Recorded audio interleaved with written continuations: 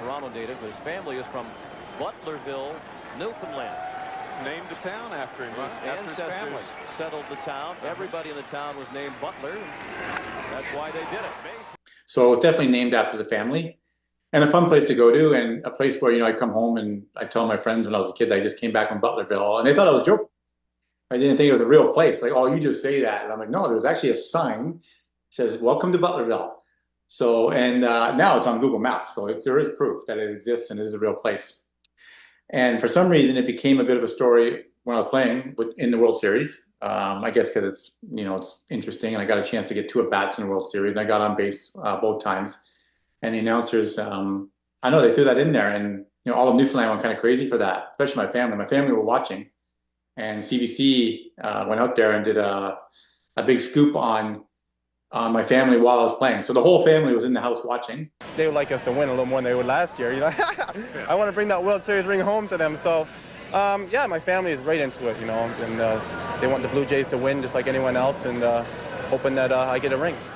And if the Blue Jays clinch the World Series. And yeah, it was a pretty big deal, man. And I didn't know what was going on. Obviously, I was just you don't hear the announcements when you're playing, and there's no cell phones then, so I didn't get the messages until I think I got home. Right, I was like, oh wow, it was all on CBC, and my grandmother got on TV, so it was pretty exciting for them for sure.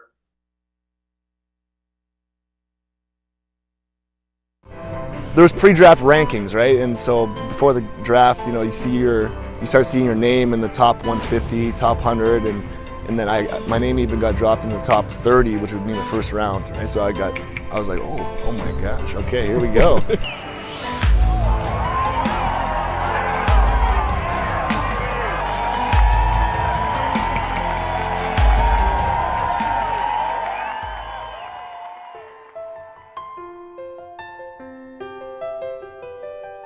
Here I am, like 6 years later, still playing, still loving it, and still learning every day.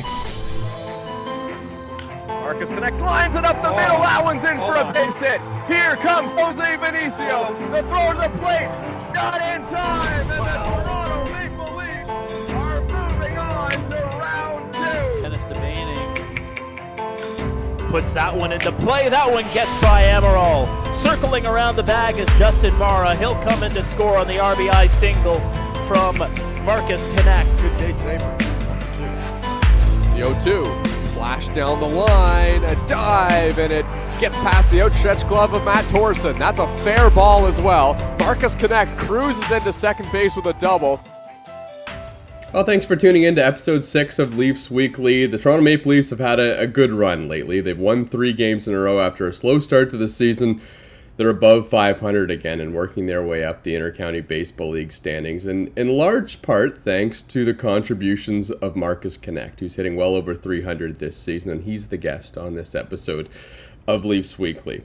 Now, Marcus Knecht came to the Toronto Maple Leafs with quite the baseball resume. If you think back to 2018, in his first year, maybe not the best season, but ever since then, Marcus Knecht has been one of the best in the Intercounty Baseball League with great power, and almost every season hitting over 300. And I think kind of what, for me, what Marcus Knecht's legacy is what he did in the playoffs back in 2022. So this was an interesting season for the Maple Leafs. Knecht only played 9 games over the regular season. He hit .343, but then he came into the playoffs, and this is what he did. In 13 games and 56 at-bats, hit 6 home runs in the 13 games, and almost willed the Toronto Maple Leafs to a finals victory over the London Majors. He hit .446 in that playoff run as well. And then you look back to last season after Marcus Knecht took a year off, and it was a bit of a down year for him, and it was a bit of a down year for the Maple Leafs as well. So if Marcus Knecht is going good,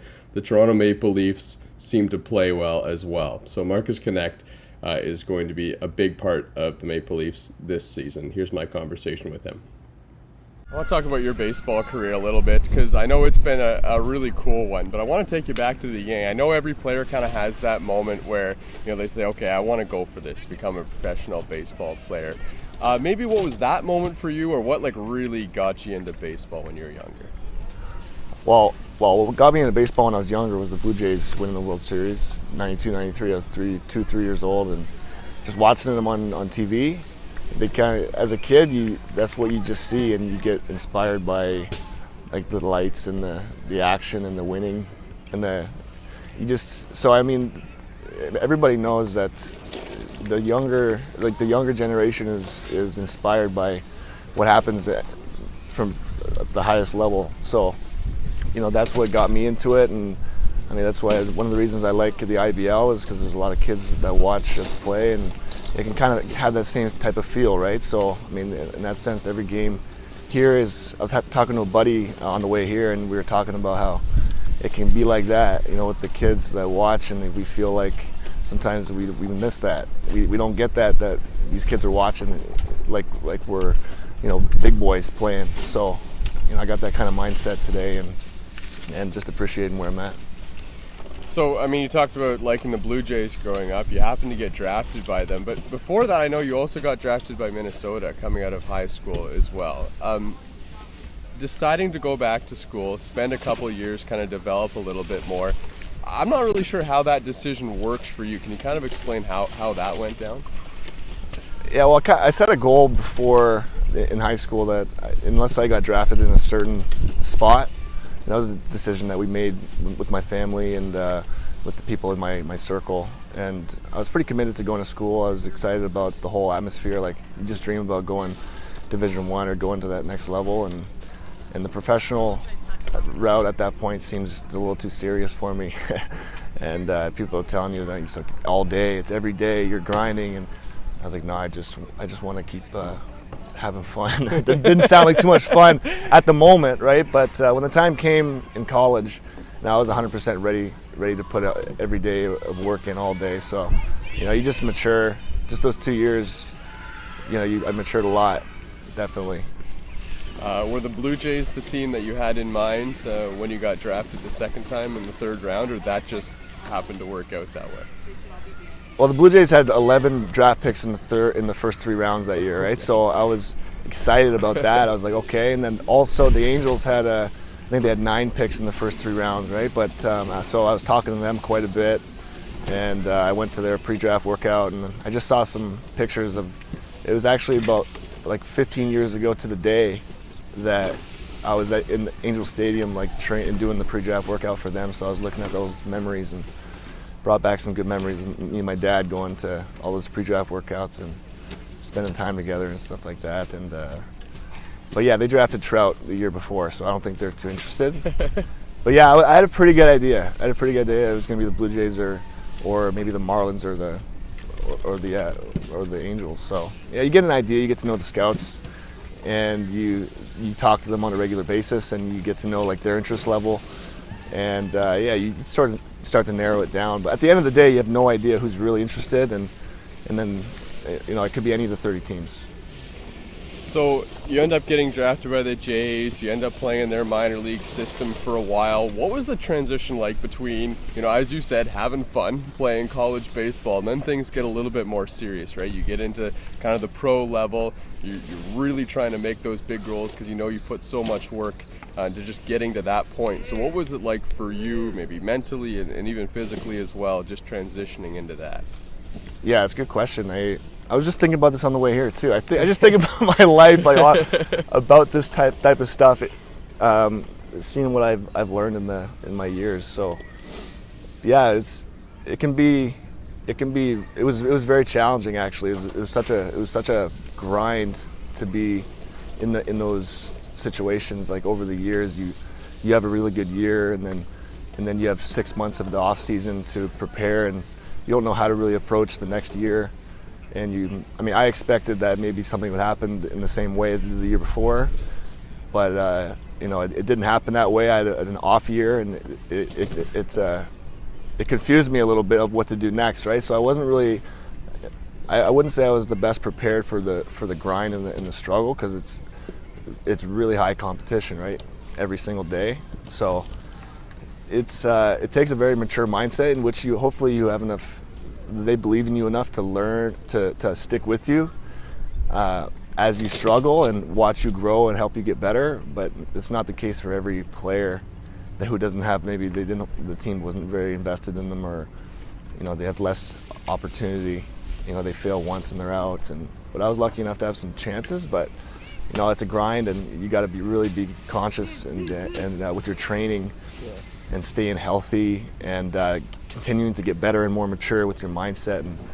And yeah, if I had a chance to do it again, I'd definitely do it different. I look back as a coach, but overall it was a grind, but I'm definitely happy it happened. I'm definitely grateful. I look back at it with great memory and definitely a lot of lessons learned. So, I mean, I just want to touch on like the mental aspect too of getting drafted in the 3rd round. Like, that's a pretty high draft pick, but if there's any sport where it's like really hard to make the major leagues, it's baseball, right? You see guys in the 27th round end up being fantastic players. You see guys in the 1st round of drafts not make it to Major League Baseball. Like, did you feel the mental pressure of that? Because I know there was a lot of hype around you at the time. I remember I was working Blue Jays Central the other day. Yeah. I know you stopped by and talked to Jamie Campbell one time on the way past, and he remembered from all those years ago. Oh, of course, yeah. That interview that he did with you, because I know that was just such a big moment. But as a kid, like, do you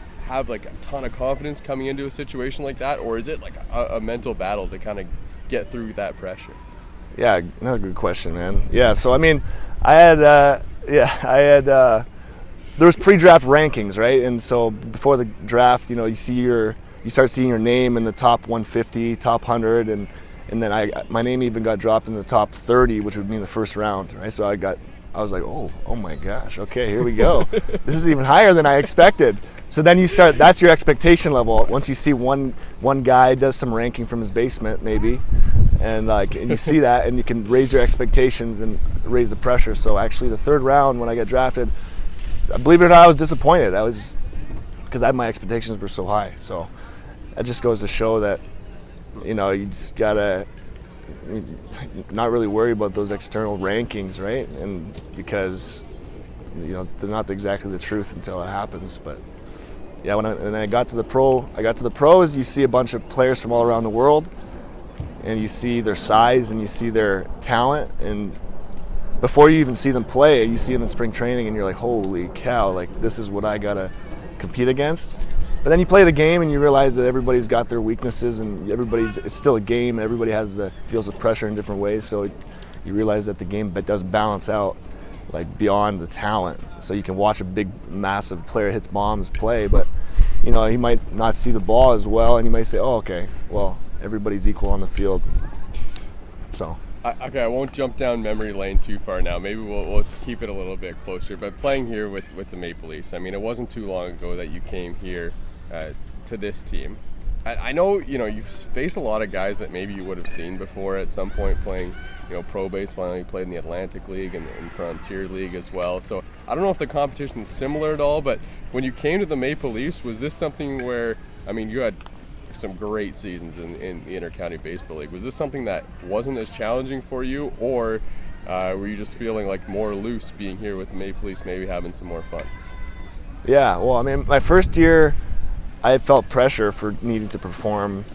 It's a lower level. I should be the guy that just hits 1,000 in this league, right? But then these guys are good and they can pitch, even though they might not throw. And not every player throws high velocity. A lot of them can throw different pitches and get you out and make you feel like a dummy. So, the first year in the IBL really humbled me. But I was also learning how to progress beyond all the stress and pressure that I dealt with on my own. So, learning how to play. The next year I dedicated to just letting myself play the way I can and letting everything natural come out. And, it really showed, and it brought the love to the game back. And then here I am, like 6 years later. Still playing, still loving it, and still learning every day, and it's still a grind. Like it never gets easier. Like really, it never really does get easier because it's always just a hard sport. Even doesn't matter the level or the speed but it takes everyday focus to really actually help the team win every day. I know Maple Leafs fans really want to get back to the Intercounty Baseball League Finals. It wasn't too long ago, a couple seasons, that you were playing in the IBL Finals. So now, I know last year, I think some players wanted to have a little bit better season than they had this year. we got a lot of the same guys on the team, and I know you guys as a group really just all want to win together. I know that's something that you guys really want to do, but it's a little bit of a new look this year with the Toronto Maple Leafs. Are there any similarities, or how do you think this Maple Leafs team stacks up to the ones that went to the IBL finals a couple of years ago? Well, yeah, that's a good one. The core is still there. We still got like the core veterans, but then we also got a couple guys that have already proven themselves to be great positional hitters who can jump in the lineup and drop a bunt down to steal base. I say we have much more versatility. We got definitely the pitching is looking really good. I'm excited about the pitching and our add-ons. The imports are great. The great addition in the clubhouse and on the field. And our core still wants it, and we're here every day, and we love the game. We're all laughing together and playing hard too. And I think the difference between this year and the other years is that it feels like we're already, every game matters, as opposed to maybe waiting till the playoffs and say, oh, it's just spring training and the playoffs are the fun part. But no, now every day seems like a fun day, and I think everybody's here ready to play and committed to going all the way. All right, Marcus, best of luck the rest of the season. Thanks so much for stopping by. Thanks, man.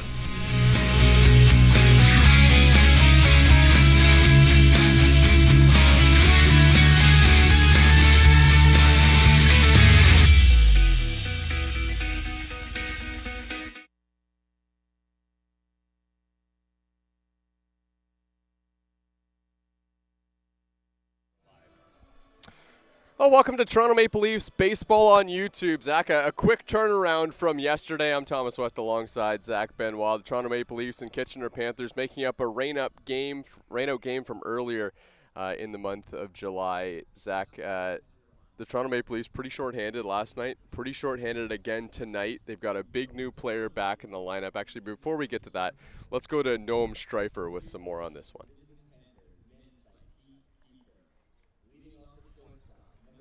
Thanks, Thomas. Last night, the Leafs lost a little bit of a heartbreaker against the Barrie Baycats, losing 8-6. It was 8-1 heading into the 7th inning, but some heroics from Ryan Dos Santos and Ben Sidorenios were able to bring the score up to 8-6 to make it look a little bit more competitive in the box score. Sidorenios talked a little bit post-game about his ability to stay calm in the box and give his team the chance to win that they needed. In other news, the Leafs have signed a new player, Damon Toppoli, who sits at 498 career RBIs, hoping to get over the 500 mark in his career today. A little competition with Jordan Castaldo, who is not here tonight. That's all for now. Thomas? So that's the big news of the day, isn't it? Damon Toppoli back in the lineup. Who would have seen this one coming? Some history on the line. This should be fun to watch. Yeah, it's going to be electric to watch, to say the least. And we're going to be on a little bit of history watch as well. You can see right there, Toppoli, 1 home run away from 23rd all-time in the IBL, 4th all-time in doubles, 2 away from the big 500. And yeah, he hasn't played since 2022. So it's going to be really interesting to watch, see if he, comes out hot or not. Do you think it's in his mind that the 2 away from 500? Yes, it is, because I put it in his mind right away when I went inside to him before the game. I went and asked him, because I know a lot of the stats, especially from before 2010, are not particularly accurate, because it was all just paper stats. There was no internet in the Inter-County Baseball League before then, before Point Streak came into the league. But I talked to him. He said, yeah, that's absolutely accurate. He's sitting on 498 RBIs. Jordan Castaldo, by the way, is in the lineup today. He just showed up, and it's significant news because Damon Toppoli and Jordan Castaldo are neck and neck in the RBI race. Obviously, Castaldo is going to pull away from that in the very near future for sure, but Toppoli has a chance to get that record right back. We looked at Jordan Castaldo. He said, he's going to be 3rd all-time in RBIs, and it's never going back. Well, Damon Toppoli's here to try and claim it back if he can get 1 more RBI, so that should be interesting to see today. So, yeah, Sean Riley is ahead in terms of the hit totals. Damon Toppoli, he's got a lot of them as well. That is a record that is never going to be broken. Those top 2 in front right there, the former Maple Leaf Kevin Hinton behind them. But Damon Toppoli will go down as one of the best to ever do it in the Inter-County Baseball League, and he is a legend here at Christie Pitts. And really cool to see him back. I remember him playing in that 2022 season, which was his last year. And by the way, he didn't even know all these records were on the line in his last year. Maybe he would have stuck around for another season if he knew that he was 2 away from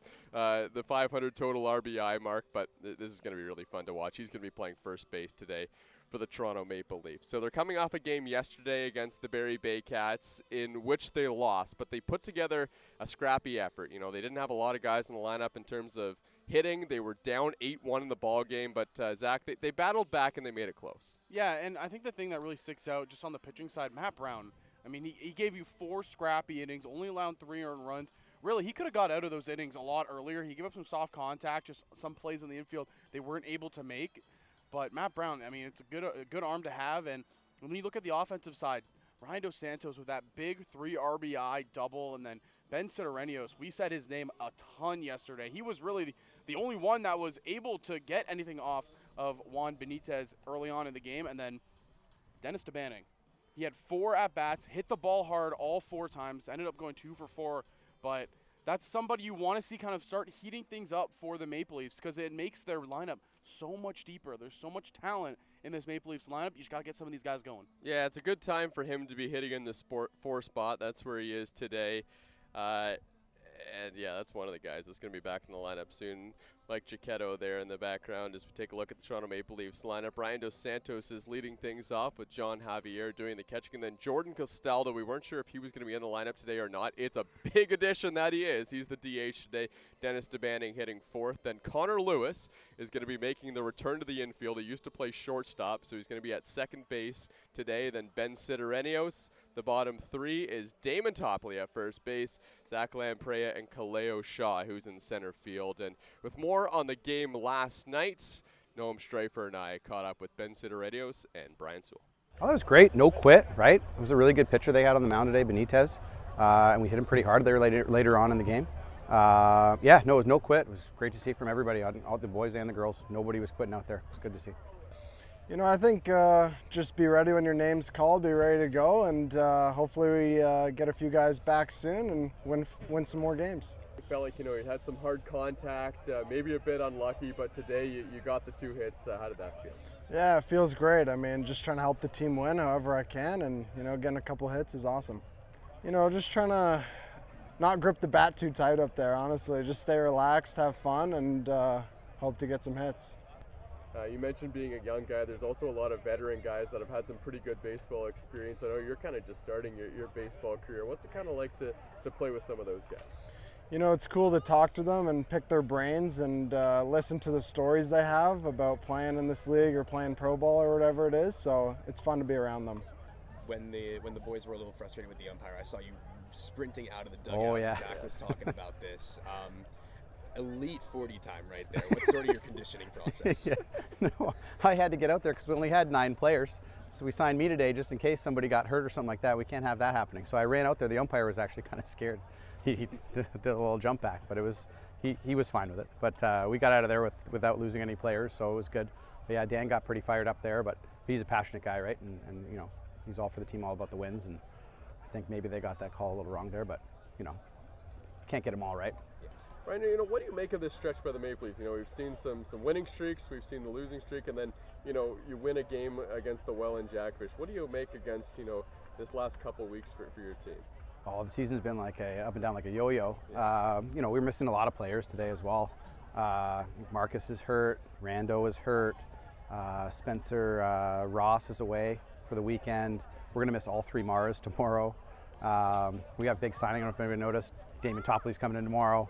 So yeah, no, we never have our full team. It seems like a lot of our games, but when we do, like I think we're a force. What would a win tomorrow against Kitchener? I know it's a quick turnaround at 2 p.m. game. What would that mean for this team, just for the momentum going forward? Well, it'd be a big pick-me-up, especially seeing them again on Sunday because we got the home and home. But yeah, no, it'd be huge for our team. I think to get back in the winning column. No. Yeah, you guys were shorthanded tonight. It's happened a couple of times earlier in the season. When you're constructing the lineup without your big bats in the middle, what's sort of the thought process there? Yeah, it's working man's league too, right? So we're going to miss guys a lot, but yeah, just try to keep the similar dynamic, right? Like having a fast guy in the leadoff hole, like having a pull lefty or somebody with bat control in the 2 hole. We have a bench full of really good ball players, so it's never that hard to put a good lineup together. But always, yeah, you have to give it some thought.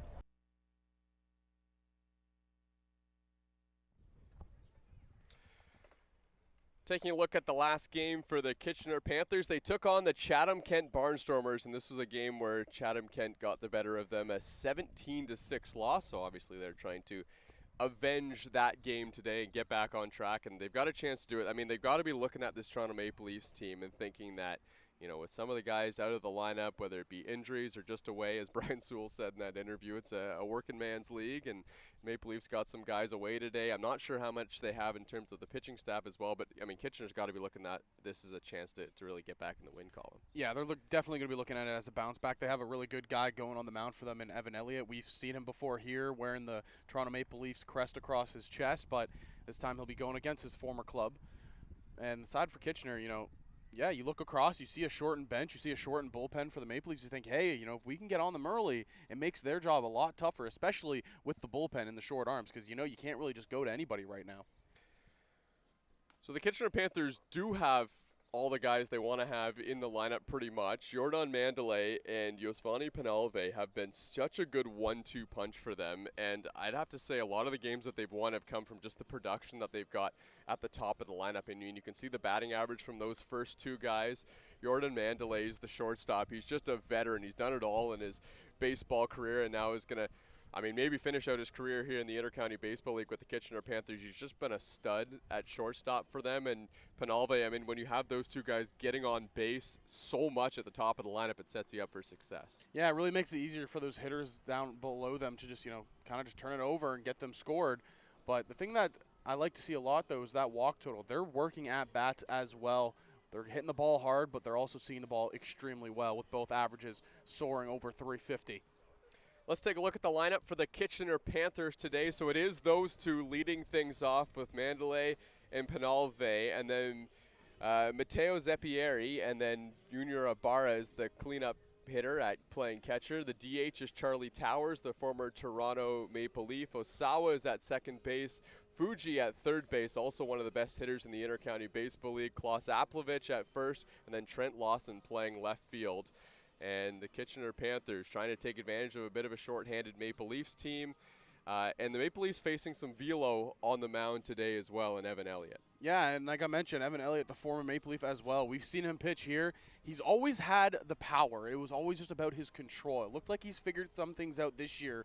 The strikeout number is really high at 31, but it's going to be very interesting. You know, how do some of these Maple Leaf hitters attack Evan Elliott? They've seen him before in bullpens and in live sessions, but you know, how are you going to go up there with the game plan with that electric fastball that he has? Yeah, if Evan Elliott can control his fastball and his secondary stuff as well, we'll have a really good start against the Maple Leafs. If he cannot, and they're patient at the plate, the Maple Leafs will get some runs off of Evan Elliott. So we'll see what happens in this one today. Adam Jaffine is on the other side for the Maple Leafs, and he's been a really nice story for this Maple Leafs team. Started out the season, I don't think he was pitching as well as he thought that he should pitch in the Intercounty Baseball League, but now that he's kind of gotten the groove of things, he's got a couple starts. Last time started, went 6 innings, didn't give up any earned runs against the Guelph Royals. He's looking really good. Yeah, and you see there on the screen, he recorded his 100th strikeout on the 28th. And like you said, it's been a good story to have for the Maple Leafs. You can never have too much pitching in the IBL. You're always looking for guys to step up. And, you know, will it last the entire season? You never know. But it's nice to have these little spurts where a guy is hot, you go to him more often, and he kind of gives you the innings that you need.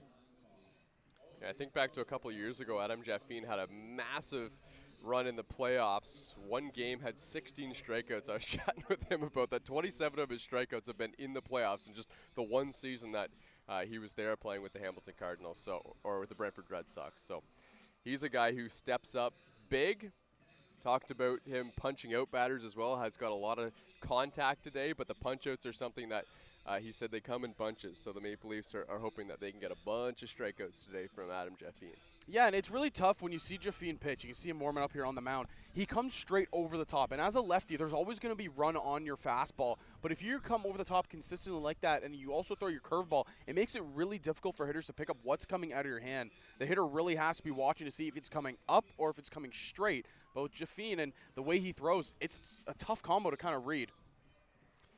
So this is how the Maple Leafs are going to stack up today. It's Ben Sidorenios who's out there in left field. Kaleo Shaw is in center. Dennis DeBanning is out there in right. And then at third base, it's Ryan Dos Santos, who's doing a really good job defensively over there at third. We saw him make the transition. Zach Lamprey is at shortstop. Connor Lewis is at second base. First time in a while. I think we've seen Connor Lewis play second base. I'm not sure that he has played second base in the Intercounty Baseball League. And then Damon Topley is over there at first with John Javier doing the catching. And good thing John Javier's got those young knees on him too, because catching 2 days in a row, it was a night game last night. Now he's here for a 2 p.m. game.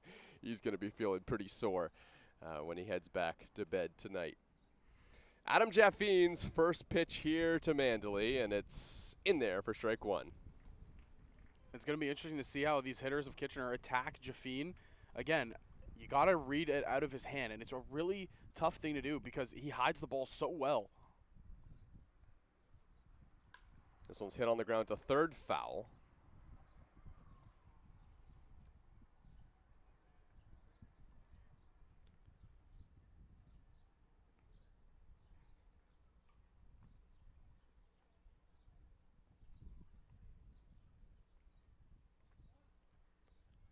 Jaffine out in front of Jordan Mandalay here.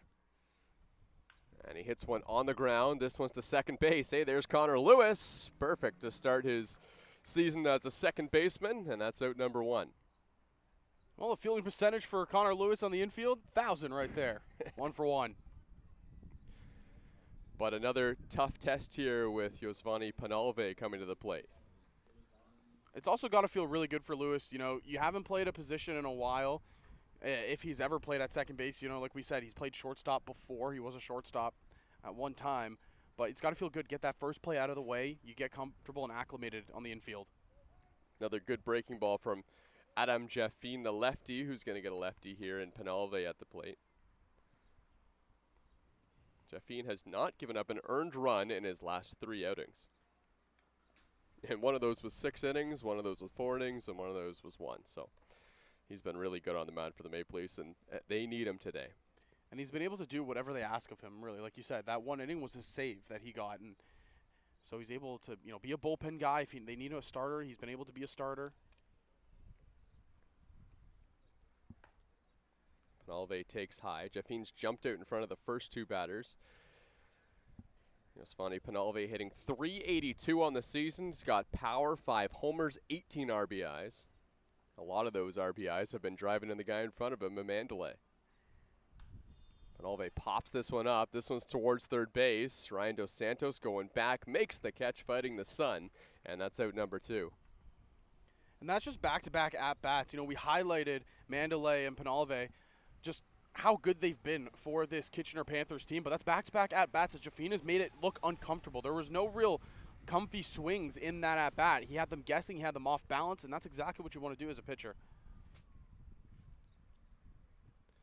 Matteo Zeppieri steps to the plate, hitting .333 on the season, but that's because he's got a hit and 3 at-bats, a newcomer to this Kitchener Panther lineup, and he takes a strike.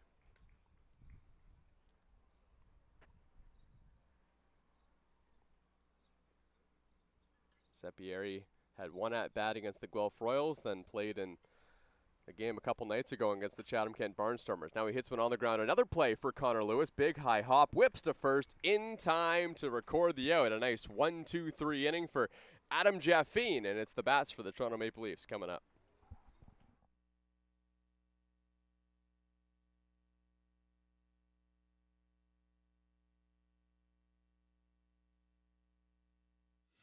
Get ready, Hamilton. It's the 2025 IBL Home Run Derby and All-Star Game.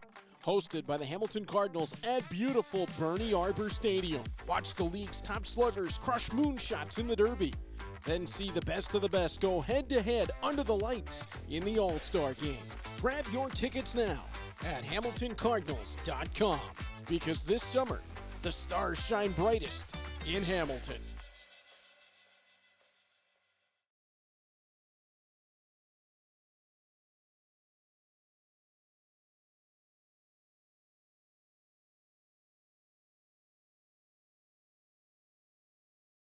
To be the best, you've got to ring performance from every second. The game is getting faster every season.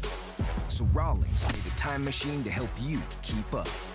Introducing the all-new Velo ACP. It's light, it's balanced, so you can pick your pitch and drive the ball with maximum exit velocity. The game's gotten faster. Your bat has too.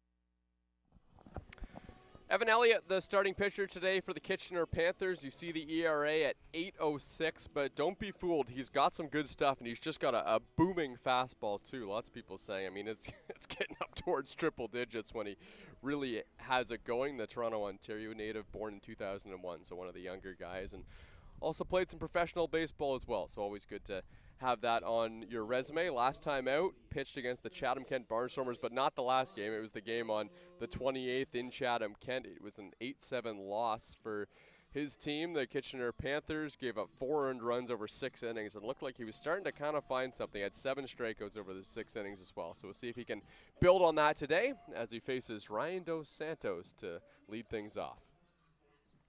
And that's always been the story of Evan Elliott. It's just the control. He has the stuff. That fastball is electric out of the hand. Starts Dos Santos with a fastball outside. Ryan Dos Santos singled to start the ball game, which resulted in a run. He came around to score in last night's game. Elliott misses again, and it's 2-0. And this is a great test for Elliott early on here because it's a guy in Dos Santos that knows his zone extremely well. He doesn't chase stuff outside, so Elliott's going to have to come right after him.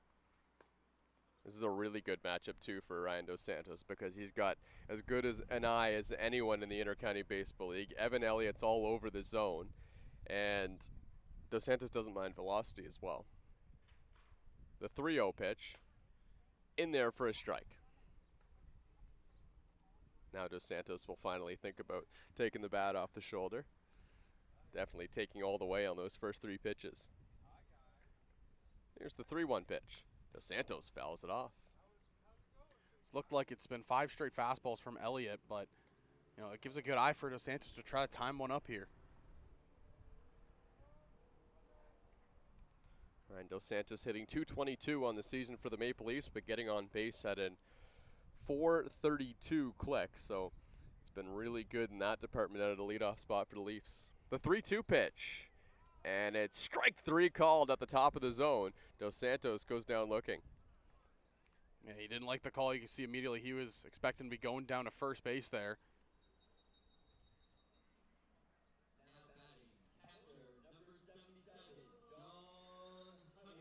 So that'll bring up John Javier. Couldn't get that one more hit last night to extend the hitting streak to 10 straight games, so he'll try and start a new one here today. Has an OPS of 1.047 on the season, does Javier. John Javier rips it into the outfield, so the new streak has started. 1 in a row for John Javier as he's on base with 1 out here in the first. And I mentioned to you before the broadcast, but I ran into him just before the game, and I said, "How you feeling?" He goes, "Great, man." Great insight, Zach. Yeah, thanks for and that. it was just, you know, he's just happy to be here. Big smile on his face walking back to the clubhouse. Just a guy that just enjoys playing baseball. Yeah, he's always got a big smile on his face. Loves being a Toronto Maple Leaf, and right now the Maple Leafs, boy, they love having him as well. So here's Jordan Castaldo, who's in the DH spot today for the Maple Leafs. Castaldo sitting on 499 RBIs in his IBL career. First pitch way outside.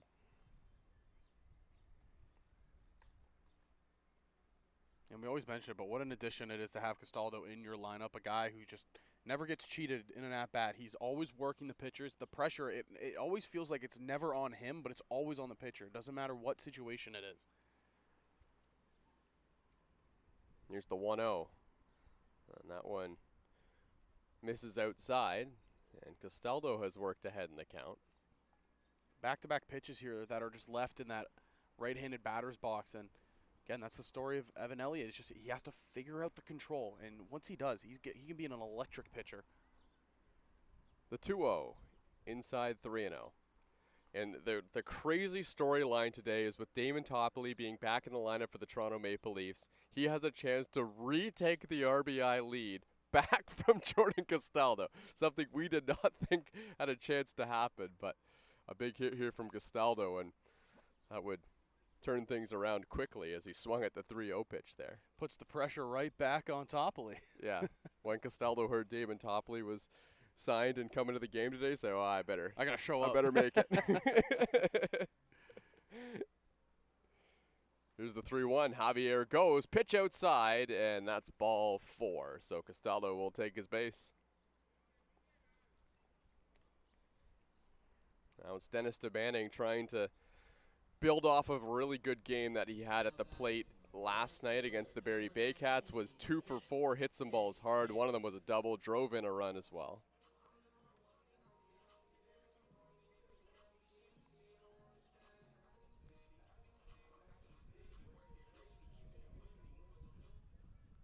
Talking to Dennis before the game, he really likes to hit the ball the other way. He said, you know, that's his power stroke. So he takes a pitch on the outer half. But, you know, talking to him about his hits, he said, you know, the hits that he got last night were actually pitches on the inner half, but he still was able to take the ball the other way. So he's just doing a really good job of letting the ball get deep and use your hands, put a good swing on it. Yeah, and that's what you would like to see, and that's how you know he's feeling good at the plate. The 0-1 inside, and that hit him. I think it did. Yeah, it clipped him right on the hip, and he's going to head down to first base. And the Maple Leafs all of a sudden here in this first inning have the bases loaded with 1 out. Bases loaded for the man that got the offense rolling last night. Connor Lewis had a booming double down that left field line, and really that was the spark that the Maple Leafs needed to try to get that comeback. They still did eventually, though, fall 8-6, but really Connor Lewis, I mean, there was kind of just a little dead of a vibe here, and then he hit that double, and things kind of sparked. Yeah, it sure did. The energy got going when Connor Lewis hit that double down the line. And this is a big spot here for the Maple Leafs. Lewis hits one up the middle, and it's caught at second base. Flip back and gets away. Now the runner's coming home. Evan Elliott can't field the baseball. The Maple Leafs score the first run of the ball game as John Javier with some heads-up base running slides in safely. Yeah, you mentioned it, heads-up base running. He saw that ball get away from the shortstop, and it was a slow roller back to the mound. Javier took off immediately, and that's not a bad option. Try to get the offense sparked up quickly and get yourself a lead. Boy, that was not a good play defensively for the Kitchener Panthers. It was just a little flip back to second base, which it would have been close. I mean, Jordan Castaldo just barely got back in there. He was also kind of in no man's land. We saw this in the play last night as well with, I think it was Willie Garcia over at first base where he got caught on a double play just like that. Jordan Castaldo, though, read it perfectly, knew that ball was going to get caught, got back to the bag, but then the throw that was only about 3 or 4 feet away got away from the second baseman, McNeil.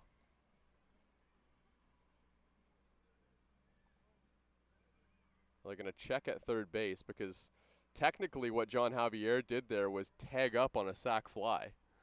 So, yeah, that would go down as an RBI. Yeah, so that would be an RBI. Technically would be an RBI, yeah.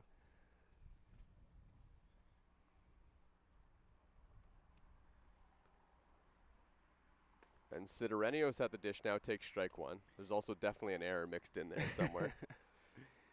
Now, things can get really interesting if Ben Sidorenios is able to get on base and the base is loaded because the man that's standing on deck. And Damon Topley, yeah, he's got some RBI opportunities out there. That's a good point. And the best part would be if he got up to bat here, the RBI to get him up to 500, I believe, or 499 would be Jordan Castaldo. Yeah, that would tie him. That would be a fitting way to. No, it wouldn't. He's got to get to 500. You're not wrong. It would be a fitting way, though, to tie for third again. 1-1, fouled off. I believe Damon Topley is in the mix tomorrow as well. The Maple Leafs got another game on the road. I think he's in the mix to play that game as well, but I also think they might be getting some of their guys back.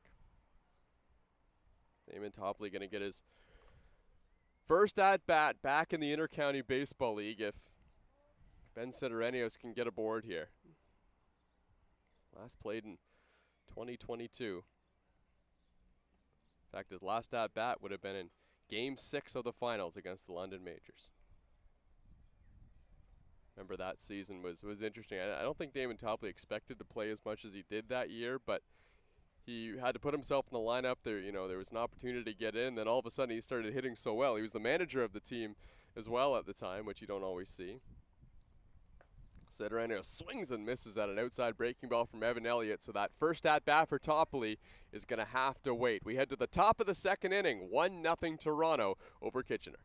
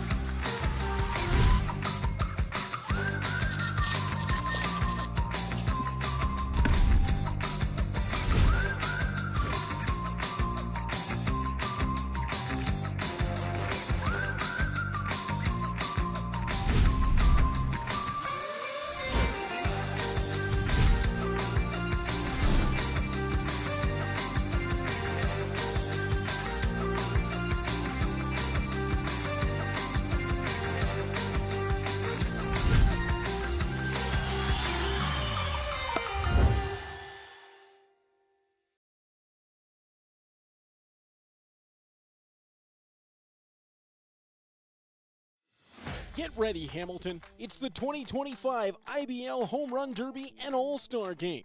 Hosted by the Hamilton Cardinals at beautiful Bernie Arbor Stadium. Watch the league's top sluggers crush moonshots in the Derby. Then see the best of the best go head-to-head under the lights in the All-Star Game. Grab your tickets now at HamiltonCardinals.com. Because this summer, the stars shine brightest in Hamilton.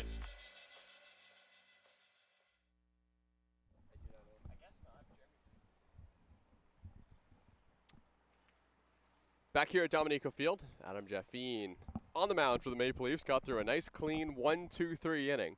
Ball didn't even get out of the infield for Adam Jaffine in the first.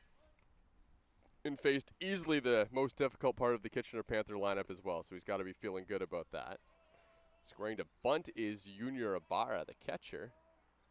And they're going to call that a swing. Yeah, he went up to bunt, never really pulled it back. He kind of just kept the bat out there. So heads up by the bench to ask for that appeal. I don't think Junior Ibarra is bunting either. I think he just kind of went too far on the intentional check swing. Now he's behind 0-2. Charlie Towers, the former Maple Leaf, is on deck. 0-2, Junior Ibarra, tough out this year in the Intercounty Baseball League. Ibarra fouls it off, and that's why right there. He's got great ability to make contact with the baseball, even if he is a little bit out in front. Ibarra 2 home runs and 16 RBIs on the season for the Kitchener Panthers, batting .246.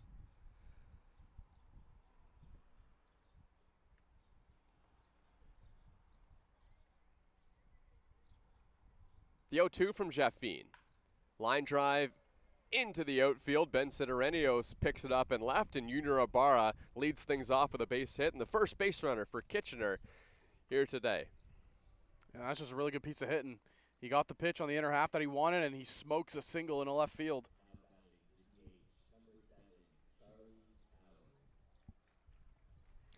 Well, Charlie Towers put together a career year with the Toronto Maple Leafs last season, batting .291. At the beginning of the season, he was kind of just fighting to get an opportunity to be in the lineup, and then all of a sudden when he did get the opportunity, he was taking it. So He became a starter for the Toronto Maple Leafs, had 79 at-bats on the season. He's already broken that total. He's a starter for the Kitchener Panthers, been playing pretty much every day. But batting .210 on the season, so the bat hasn't been there like it was with the Maple Leafs last year. But we know Charlie Towers has great ability to get hot like he did with the Maple Leafs last season. Here's the 1-0. Towers fouls it off. Very nice guy to chat baseball with too as well. Was able to catch up with him, you know, after games outside of the park, and he's always open to talk about the game. Yeah, I remember talking to him about, you know, his positional versatility, and he was playing the outfield for the first time since he was a little kid, just to get a spot in the lineup for the Toronto Maple Leafs. And you know, when you can do that, when you can play a bunch of different positions, you're going to get a chance to play. And if you can hit well while you're doing that as well, you're going to get a chance to play every day. And that's what happened with Charlie Towers. Yeah, he really worked in his at-bats. I mean, that's all you can really ask for from a player that started on the bench and worked into a starting role. The 2-1 pitch. Towers swings and misses.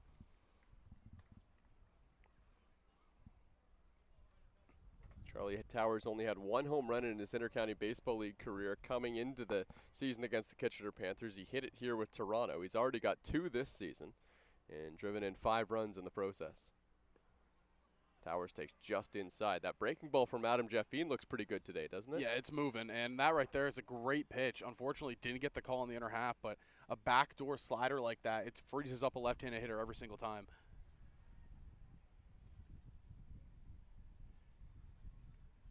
The 3-2, and it hit him. Oh, that one might have hurt Charlie Towers as well. Got him right in the side of the back. And he certainly felt that one, but he's going to head down to first base. But you can tell just kind of by the way he's arching his back that it's kind of tensing up a bit on him. Yeah, it looks like he tried to run inside again and wanted to get the inside corner with that fastball, especially after freezing him on that inside slider. But he just let it go a little bit too early.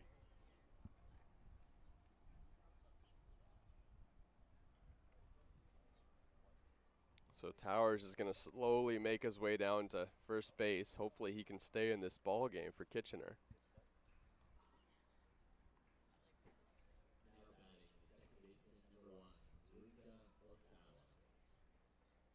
Well, it's going to bring Luka Asawa to the plate.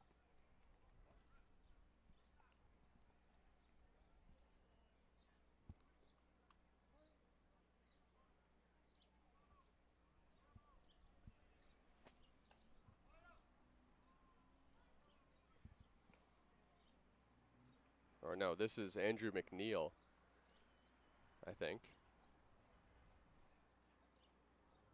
Oh no, it is Asawa. Yeah. Ruta Asawa at the plate. Here's the 1-0.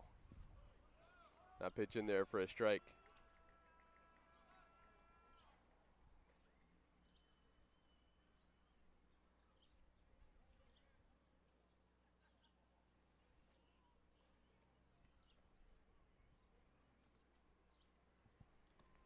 Two on, nobody out for the Panthers here after the hit by pitch on Charlie Towers.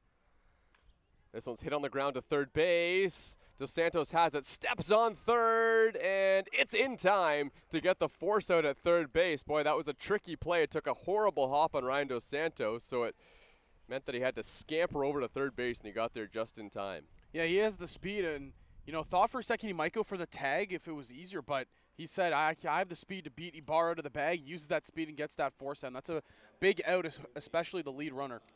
Yeah, as soon as you start reaching to try and tag someone, you know, they can hook a slide around you. If you think you can get to the bag, that's always the most sure play. Yosuke Fuji comes to the plate now.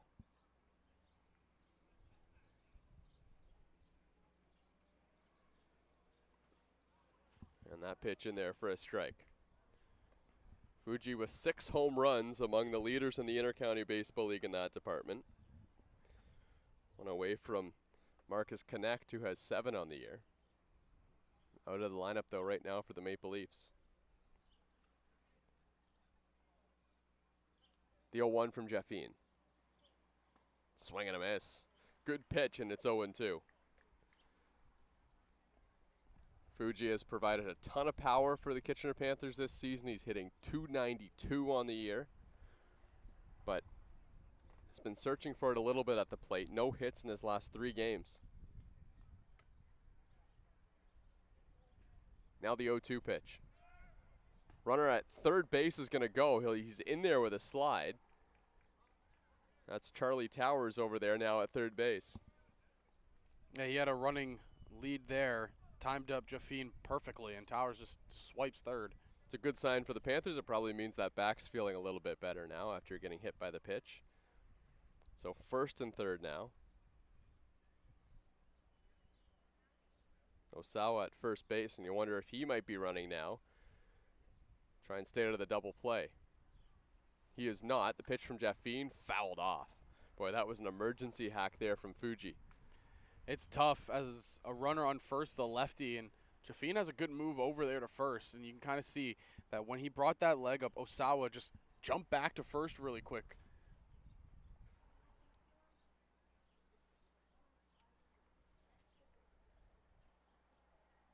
Two and one, Jaffine looking for a ground ball. And he throws back to Topley at first base, who pretended like that ball got away from him. We've seen that move once before. Worked once. Oh, yeah.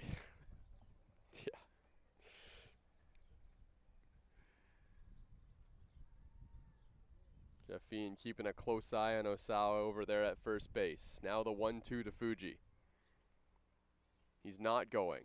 And a swing and a miss, strike 3. That's a big punch out from Adam Jaffine. Big indeed for Jaffine right there. And again, something like we saw in the first inning, that just didn't look like a comfortable at-bat for Fuji. Looked like Jaffine was just working the quadrants really, really well and just couldn't time him up really with any of his pitches. Here's Klaus Aplovich, who's hitting .080 so far, but he's only had 25 at-bats this season for Kitchener. Check swing, but it was called a strike anyway, and it's strike 1 for Jaffine.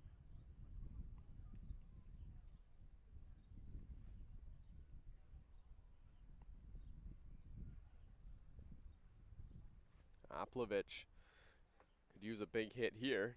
Try and tie the ball game for Kitchener. Jaffine trying to get out of it. Here's the 0-1. In the dirt, and Javier drops the baseball, so he's going to have to go get it. I'm not sure whether he was thinking about throwing that ball or not.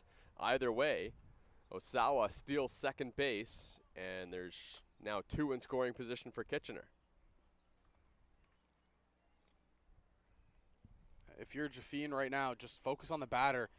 1 out away from getting out of danger here, straining that tying run at third. Nothing else matters, just you and the batter here. Yeah, Aplovich just has the 2 hits this season. The on-deck batter is Trent Lawson, who's hitting .263 with a good amount of work. The 1-1. Aplovich fouls it off. He just got a piece of it. And then that's just a really good pitch to come back in the at-bat there.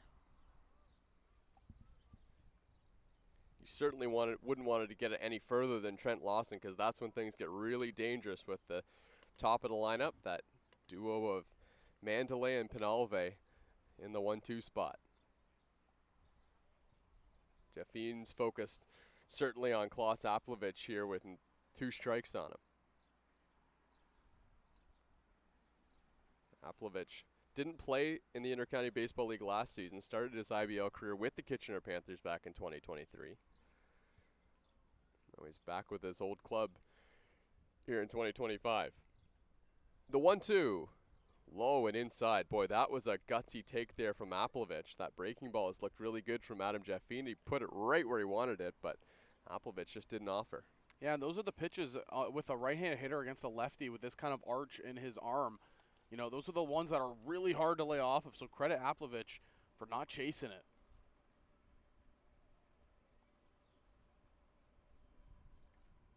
Now the 2-2. Swing and a miss, strike 3. Adam Jaffine dances out of trouble in the top of the second inning with a big punch out of Aplovich, and has the number 9 hitter coming up for him in the next inning. It's the Maple Leafs who have a 1-0 lead in their bats coming up.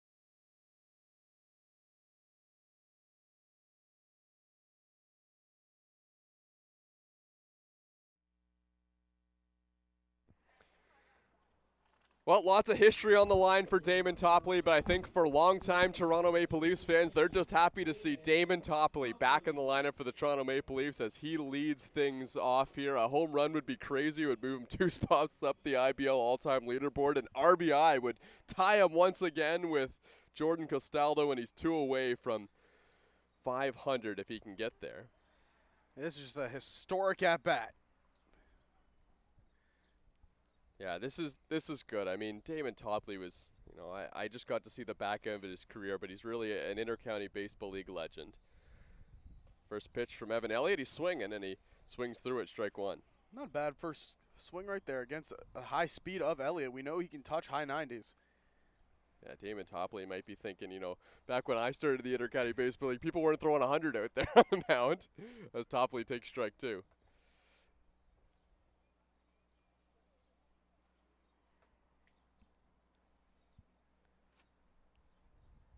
The 0-2 pitch, well outside.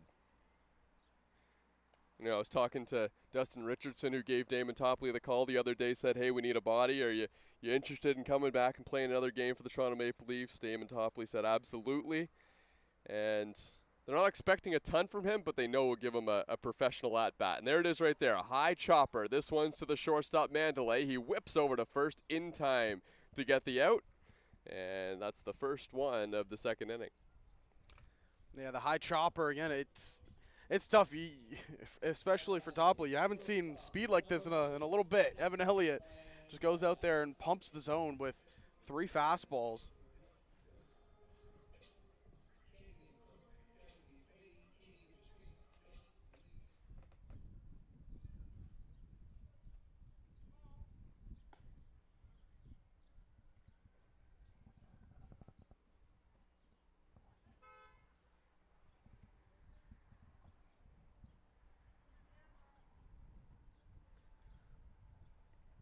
Here's the 0-1 to Zach Lamprey, the ball fouled off.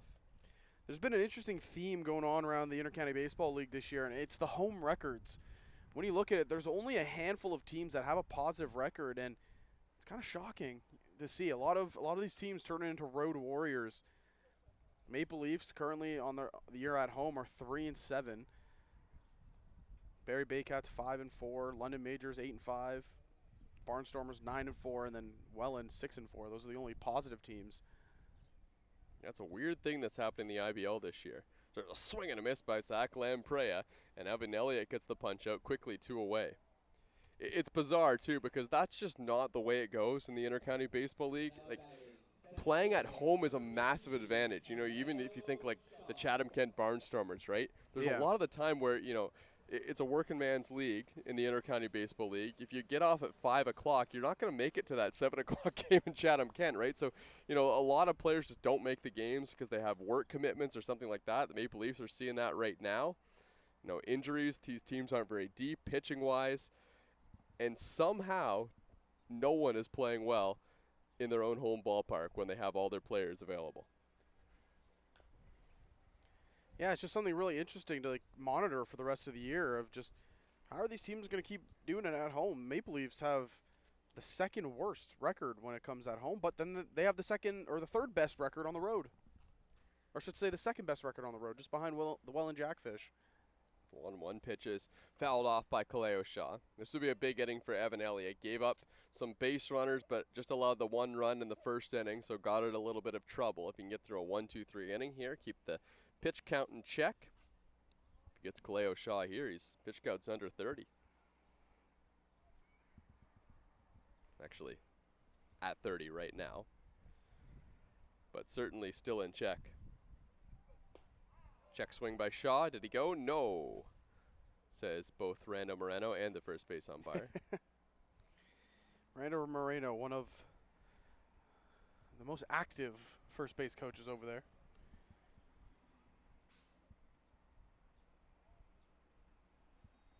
Shaw calls time. Yeah, see, look, it's the Velcro on that elbow guard again. I'm telling you. You got to get a new Got to get a new elbow guard. Not even a new elbow guard. You get a new Velcro strap. Due for an upgrade, Mr. Shaw. He's hitting well, though, this season is Kaleo Shaw. He's had a good start with the Maple Leafs. And Shaw hits this one in the air to left field, not deep. Coming in and making the catch is Trent Lawson, and that'll be the third out. A 1-2-3 inning for Evan Elliott in the bottom of the second.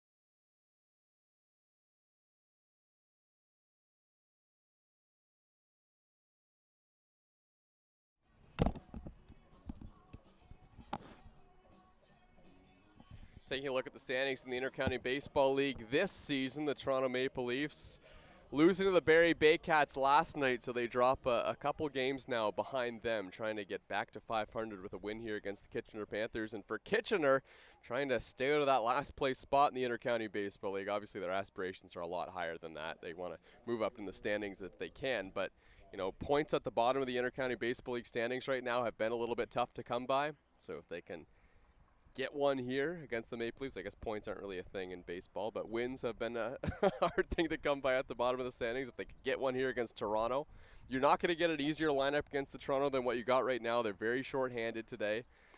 A win would be important for Kitchener. Yeah, and I think in the case of Toronto, a win is also important for them. They want to get back to 500, close that gap in with Barrie. Again, this, you know, first to about fourth, maybe fifth, if you want to include the Maple Leafs, it's a pretty tight race still, and no team has really broken away like we've seen in years past. This is a big at-bat here for Trent Lawson, the number 9 hitter, getting his first appearance at the plate today because the top two in the lineup are coming up. If he can get on base, it sets up the Kitchener Panthers really well in this top of the third inning. And he hits one in the air. He might have done more than get on base here. This one's high and deep and gone. That's a home run for Trent Lawson, and he's leveled the game at 1. Well, partner, you take a look out of center field. Those flags are blowing straight out to right, and Lawson, he just got a hold of that one off of Jaffine. Yeah, what a swing he put on that baseball. Lifted it to opposite field. That's his second home run of the season. Give him 11 RBIs now. And Trent Lawson has tied this game at 1. Yeah, second home run of the season, second home run in as many games. He has been a very hot number 9 hitter. Back to the top of the lineup now with the shortstop Mandalay. Mandalay hitting .353 on the season for Kitchener. He's already got 30 hits on the season. Mandalay lines it right back up the middle. That's a base hit. Another runner reaches base for the Kitchener Panthers, and they're trying to take the lead here in the top of the 3rd.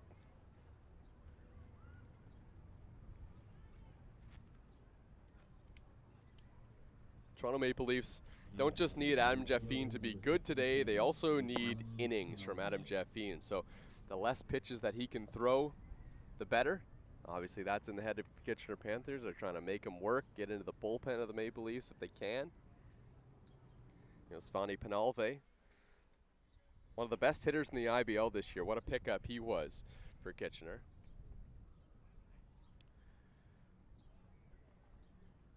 Last time the top of the order was up, Jaffine did a really good job of just keeping them off balance and guessing. He has to find that stuff once more.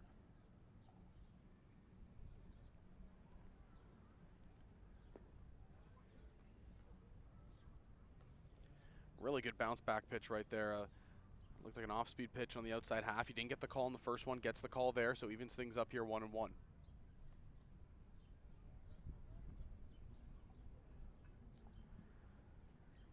Penalve popped up to 3rd last time up. Now he takes low and away, 2-1.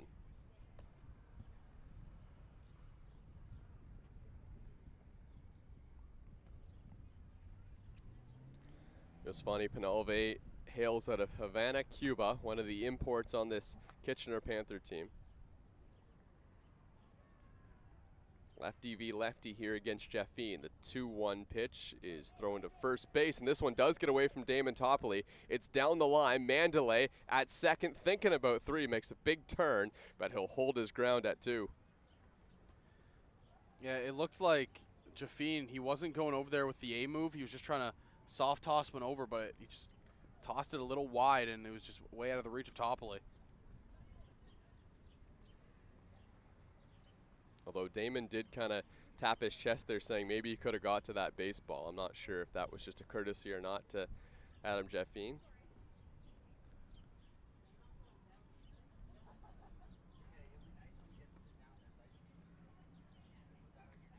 The 2-1. This one's fouled off. Josvani Penalve, as he has so often this season, finds his buddy in the leadoff spot, Mandalay, in scoring position. Yeah, it really has been just a lethal 1-2 combo that the Kitchener Panthers have gotten here.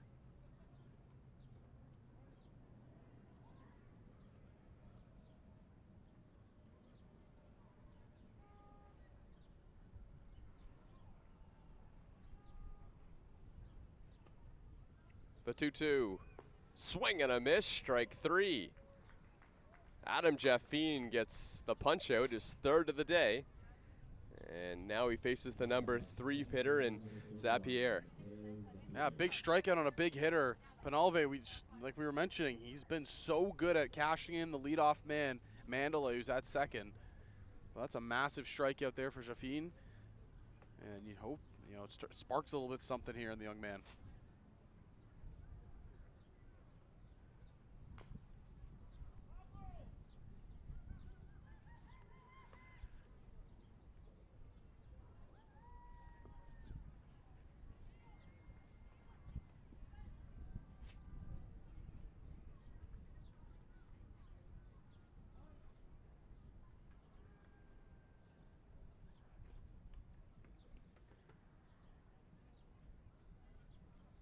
The 0-1 pitch. This one's hit on the ground to third base, and that one's through into the outfield.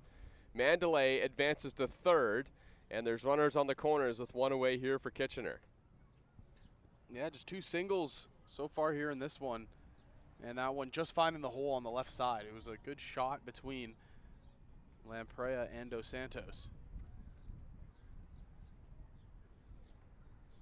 Brian Sewell will go out to the mound, have a chat here with Adam Jaffine, who isn't making bad pitches. He's looking good on the mound. You know, he had the one mistake, which is Trent Lawson for that home run, but other than that, it's been a fairly good outing to start for Jaffine. He's in and around the zone. He's getting some of these hitters to chase. This is going to be a good test, though, against Junior Ibarra. Yeah, Ibarra smashed a single in his last at-bat. Seems to always hit well when the spot comes up against the Maple Leafs. Junior Ibarra.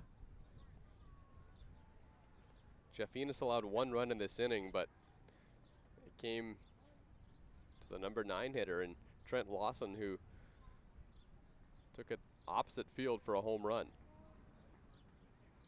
Junior Ibarra was taking all the way, and strike 1. The breaking ball's been a good pitch from Jaffine. Some of the Kitchener Panther hitters have made some contact with it, but they've been way out in front.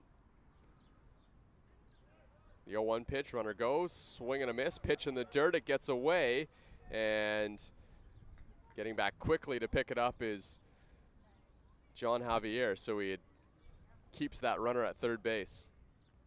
Yeah, he pounced on it quickly, and that's good for Javier. Got the strike call as well. Yeah. So no 2 count here to Junior Ibarra. Matteo Zappieri, though, did steal the base, so now 2 in scoring position for Kitchener. Junior Ibarra can hit singles with the best of them, and that's what he's looking to do right here.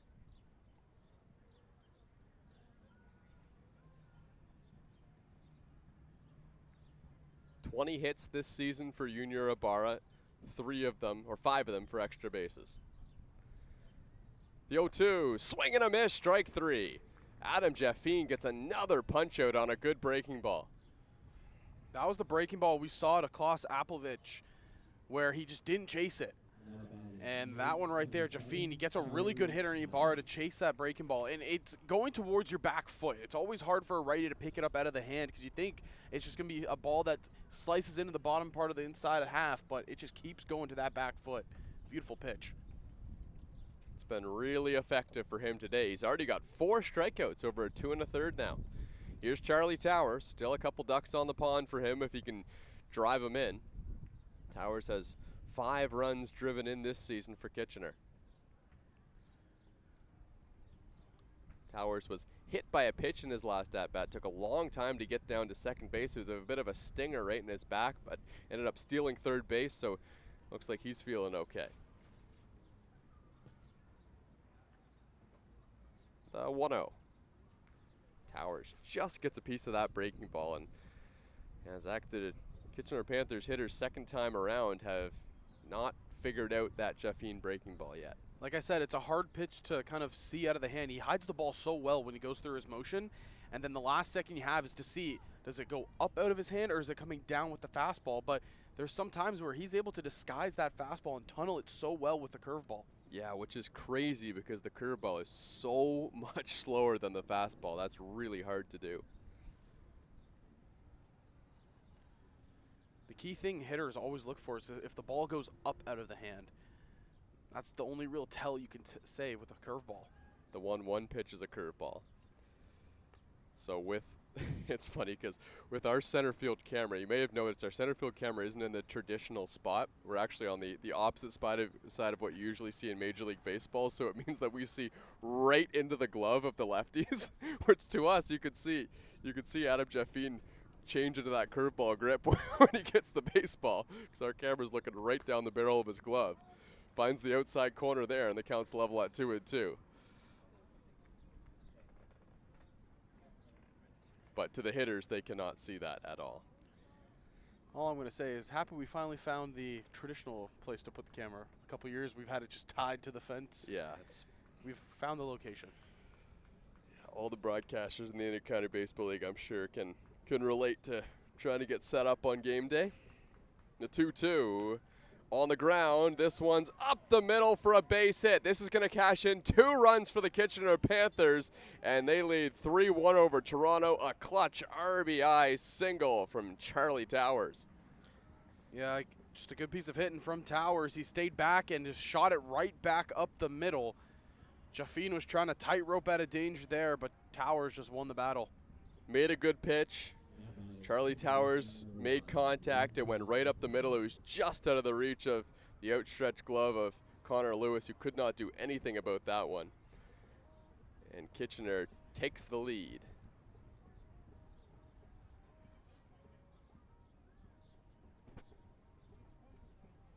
Osawa takes low ball 1 now. An infield that you probably won't see very often for the Maple Leafs, with Dos Santos at third, Lamprey at short, Lewis at second, and Damon Topley at first base. But who knows? Connor Lewis, traditionally an outfielder for the Toronto Maple Leafs. Yeah, he has experience on the infield, like we mentioned. He played shortstop back in the day. The 1-1. Sawa takes low and away. John Javier very much makes it known when he thinks that the pitch was a strike. Pauses, asks the umpire, where did that pitch miss? Then throws it back to the pitcher. Which, if you're a pitcher, you'll love to see that, because he's fighting for his pitcher to try and get those strike calls. The 2-1, Towers goes, swing and a miss on a pitch upstairs, 2-2. Towers steals the base, so he's in scoring position, but Adam Jaffine is happy that he's now in a 2-strike count against Osawa, because this is the batter he needs to get right here. Yeah, it's the second stolen base on the day for Towers, and it's the second time he's timed up Jaffine really well. 4 stolen bases now on the season for Charlie. Here's the 2-2. In the air, left field, deep down the line, and gone! Just inside the foul pole, Osawa leaves the yard, and Kitchener's up 5-1. He tried to go with that back foot off speed once more, but this time it just stayed over the plate just a little bit too much. And you see that Osawa just hooks it right inside that foul pole. Boy, some 2-out damage for the Kitchener Panthers. Charlie Towers drives in a couple runs. Osawa drives in a couple runs with the home run, all with 2 outs. And those are killer runs if you're on the other side of things in the Toronto Maple Leafs. Yosuke Fuji, who has some power of his own, takes low and in ball 1.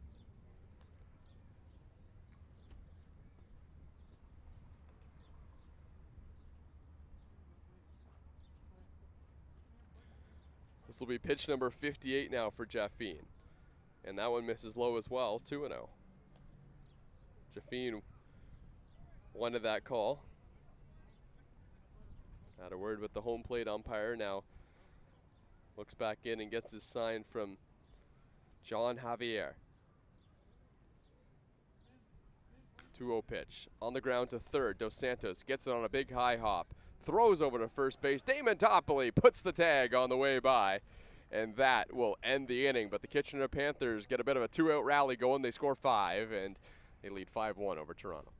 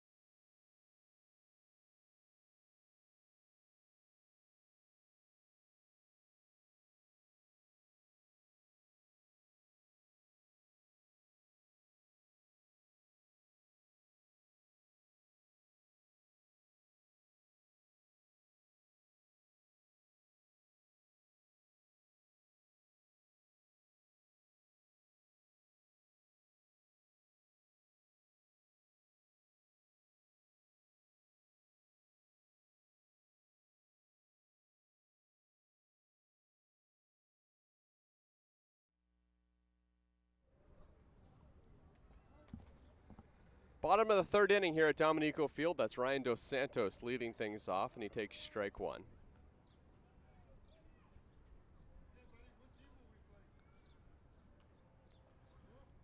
(5-1) Kitchener Panthers as they score 5 in the top half of the third. Maple Leafs trying to respond here in the bottom half.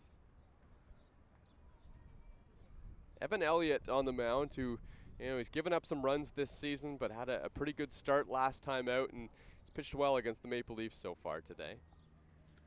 Yeah, again, the story was, will he be able to control that fastball? And for the most part today, he has been really kind of limiting any damage. He's got a couple strikeouts on breaking balls as well, too, so that's big if he can command both of those pitches. The 1-1, Ryan Dos Santos taps it on the ground to second base. Flip over to first in time, and that's out number 1.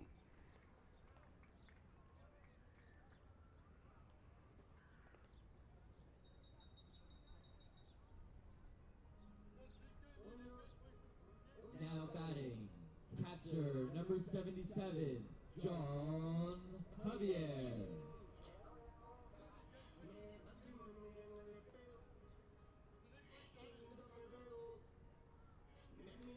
So even though the hitting streak is over for John Javier, he's still got the 16-game on base streak going if he can, well, with his hit today.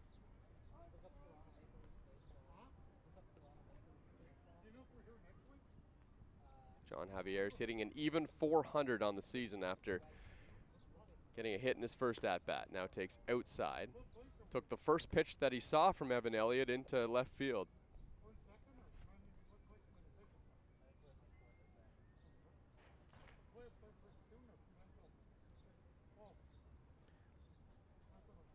There's the 1-1 from Elliott.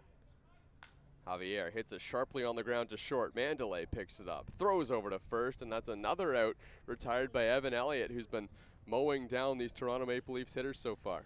He's looking good, looking really, really good on the mound, and they're making contact. It's just they haven't been able to get really anything, finding a gap or finding a hole in the infield. It's been back-to-back really hard hits, but just right at a defender. Jordan Castaldo comes to the plate with nobody on base. That's how the Kitchener Panthers want it. The number 3 hitter has been dangerous for the Maple Leafs this season, hitting .311 on the air with 15 RBIs. And sitting on 499 on the season, or in his career. Jordan Castaldo with his own version of the Soto shuffle there in the box, watching that pitch go by outside. And the 0-1 finds the zone. Evan Elliott working quickly after the pitch that just missed.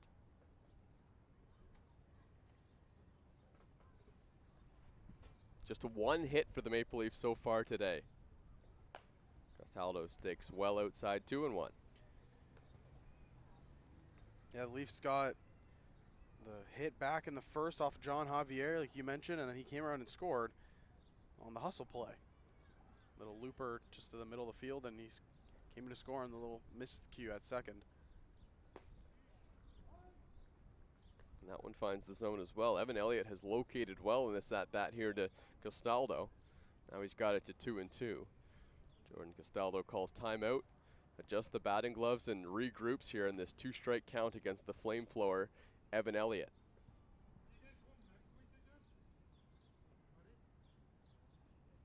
The 2-2 pitch inside, and it hit him. Jordan Castaldo is going to head down to first base.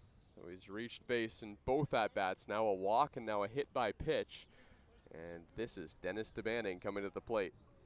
Now batting, right fielder, number 19, Dennis DeBanning. DeBanning was hit with a pitch his last time up.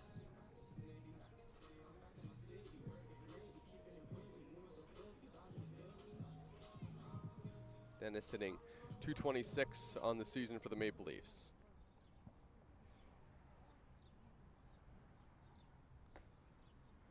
Dennis DeBanning traded from the Hamilton Cardinals last season. Before that, spent some time with the Fort McMurray Giants in the WCBL as well as playing for Humber College.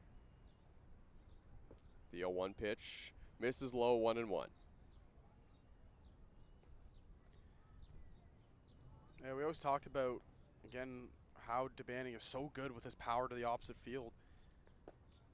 And that's how you know he's in a really good rhythm. It's just when he's flowing to the right center gap, everything comes off the bat naturally. He has a really good swing.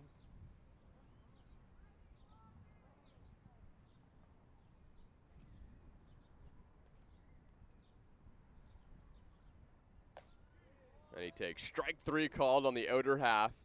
So although the one base runner, Jordan Castaldo, gets to first base, Evan Elliott keeps it clean for the Kitchener Panthers here in the third. And after his team put up a 5 spot in the top half, he comes out and gets a shutdown inning. To the fourth we go here in Toronto.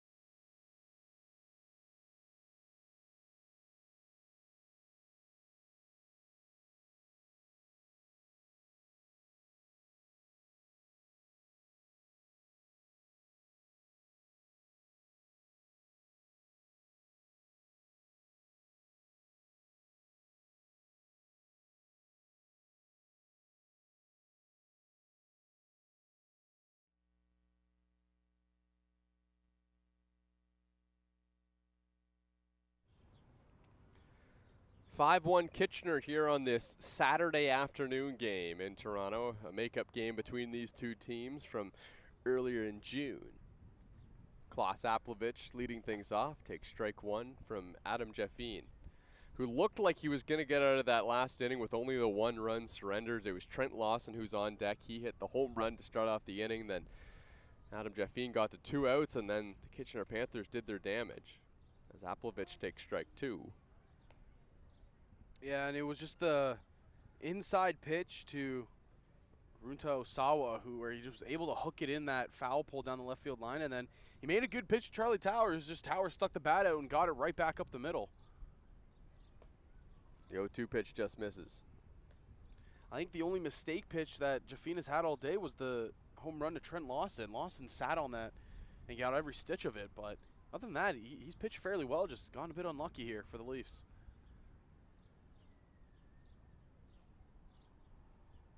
Jaffine's 1-2, and he got him. Perfect pitch on the outside corner. 5 strikeouts for Adam Jaffine as he gets Aplovich again. Again, like I said, he's pitching really, really well. It's another good example of it right there.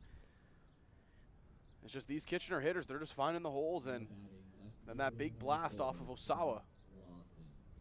The Maple Leafs totally have their work cut out for them right now. They need 4 runs to try and get things back here against Kitchener. They're probably going to need more. But they are very much still in this ball game if Adam Jaffine can give them a couple more innings. You know, one of the things with starting pitchers, especially after you've given up a couple runs in an inning, it just becomes a battle of trying to give your team a chance to win, and that's what Jaffine's going to try and do here for the Maple Leafs. And the one thing I will always say about the Leafs so far this year is they're technically really never out of it. Their offense can spark. We saw it again last night against Barrie. You just have to, just keep grinding at bats here. But you got to give yourself enough time to bounce back. The 1-1 pitch in there.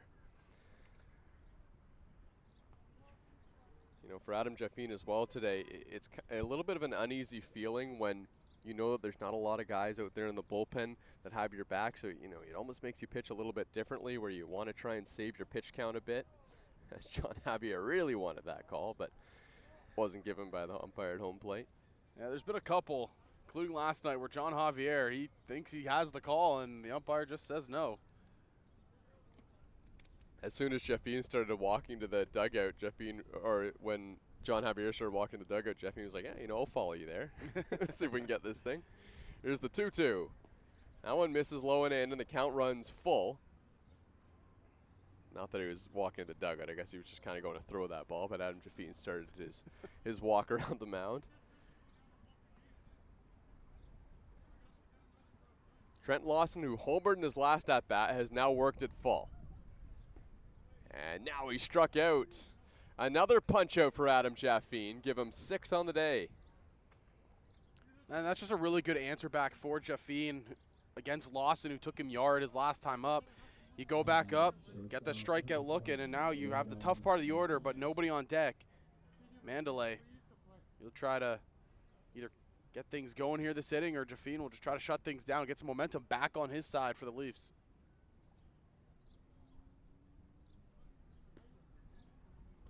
Mandalay was, I don't know if he was thinking about bunting, but he squared around to bunt on that first pitch. It missed low and away.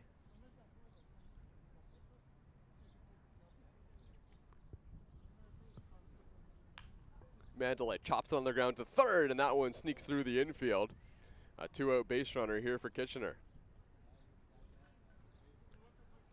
Yeah, it's one of those balls where it's a tricky hop for a third baseman, because you want to try to play it on a short hop, but then it takes one bounce. You try to play the big hop, and by that time it's a little bit too late for you to get the glove to it, and that's kind of what we just saw from Dos Santos. Call it the hot corner for a reason. Baseball comes at you quick.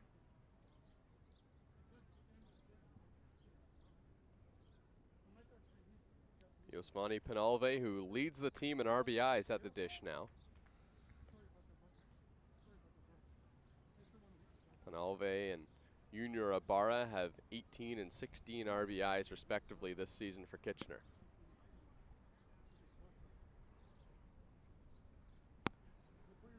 The 0-1. Just misses high. This is a good matchup, though, for Jaffine. He's had Penalve's number to start this game.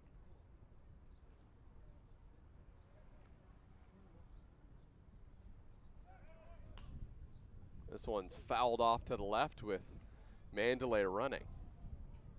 Good attempt by Bobby. Drink in hand, though, made it a little bit difficult to make that play. This is kind of a fun thing that the Kitchener Panthers can do with these two talented players at the top of the lineup. They're such a great duo. You can play hit and run because Mandalay is so confident that Penalve can make contact with just about anything that's thrown from Jaffine, even though he's lefty-lefty. Now the 1-2. Penalve bloops this one into the outfield, and it's down for a base hit. Mandalay is taking the turn. He's heading to third. Shaw's throw is up the line, and now it skips towards the backstop by the Maple Leafs dugout. The run Penalve will move up to second base. He was going there anyway, so I don't think that really hurt the Maple Leafs in the end. But 2 in scoring position, and look at the Kitchener Panthers threatening with 2 outs again. Yeah, this is going to be a big at-bat here. That play just looked like when Dos Santos saw the runner Penalve taken off for second, he tried to go up to the ball quickly. Misread the hop there. Matteo Zappieri from Newcastle, Ontario steps to the plate. He's 1 for 2 today. Scored last inning. Singled and a ground out so far in this game. Zappieri hits one on the ground to second. Coming over is Lewis. He whips to first, not in time. A run comes in to score. Zappieri drives one in, and it's 6-1 Panthers.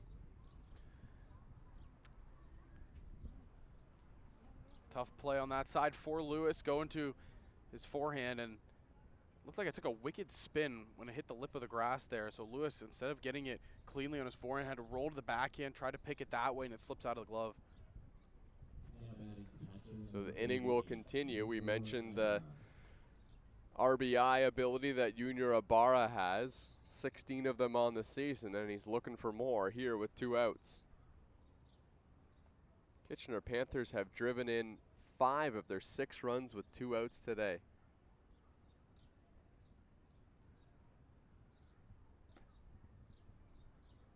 Pitch misses outside to Junior Ibarra.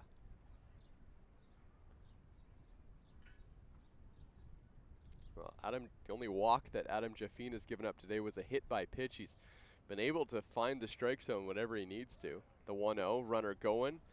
Throw back to third, and that one skips down the line. This is going to cash in another run for the Kitchener Panthers, make it 7-1. And on the play, Osvani Penalve moves up to third base.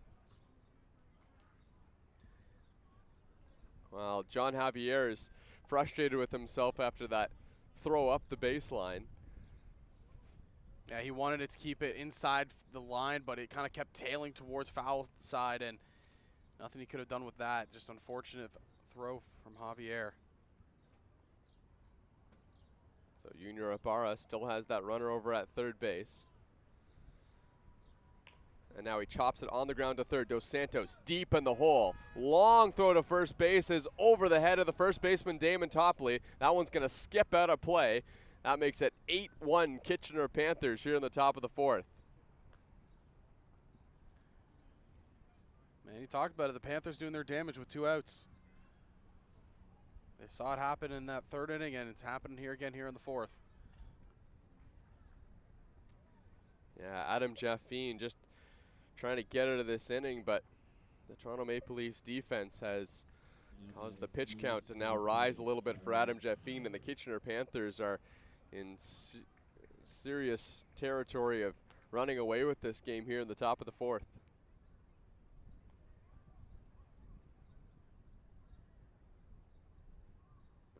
Adam Jaffine has given up 8 runs in this outing. 1 of them has been earned.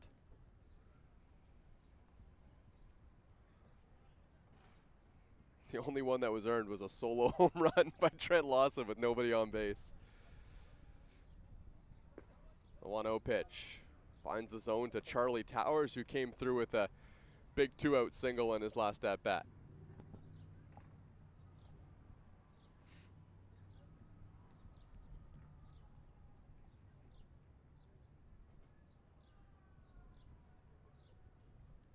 The 1-1 on the ground to Lewis at second base, fields it, takes his time, throws to first, and that'll end the inning. But the Kitchener Panthers get some more unearned runs against the Toronto Maple Leafs, 3 of them in the 4th, and lead 8-1 here in Toronto.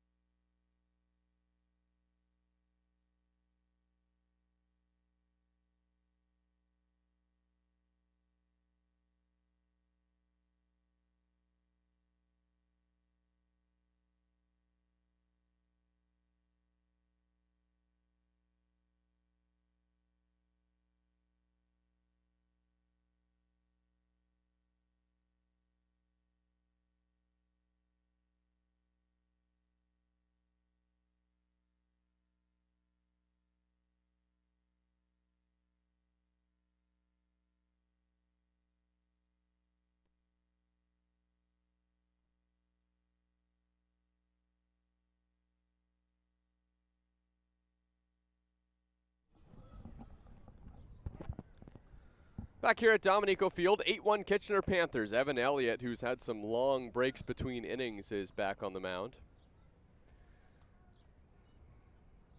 His team has put up 8 runs in the last 2 as that one goes to the backstop. Toronto Maple Leafs are going to need to find a way to get on base and keep the line moving here against Kitchener. See if they can't claw back into this one. The 2-0 pitch right down the middle for a strike, but you can see with Connor Lewis, you know, got to get this pitch count up here on Evan Elliott, and you got to get on base.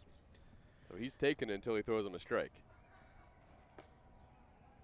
And that one was inside, and it's 3-1. Might just take another one here. Yeah, you have to put the pressure on Elliott. Right now, he's kind of in cruise control. He understands he has a cushion, but if you're the Maple Leafs lineup here, you got to make it a little bit tough for him to pitch too. 3-1, take it all the way. Full count now on Connor Lewis.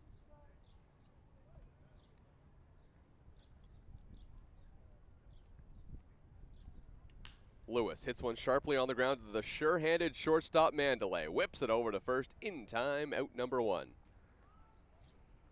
Yeah, that ball just absolutely got eaten up by the grass. The slow roller Mandalay picks it up with ease.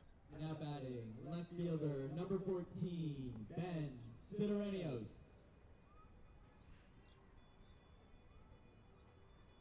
So that brings Ben Sidorenios to the plate. Sidorenios very happy to have the opportunity to be in the starting lineup a couple days in a row here for the Toronto Maple Leafs. And man, he's taken the opportunity. Had a couple hits last night. He looked really good at the plate. And, you know, even that walk was maybe the most impressive plate appearance he had against the Barrie Baycats, where he fouled off a bunch of pitches, worked it to 3-2, earned his way on base. He's given the team a professional at-bat here in every game that he's had the opportunity to play in.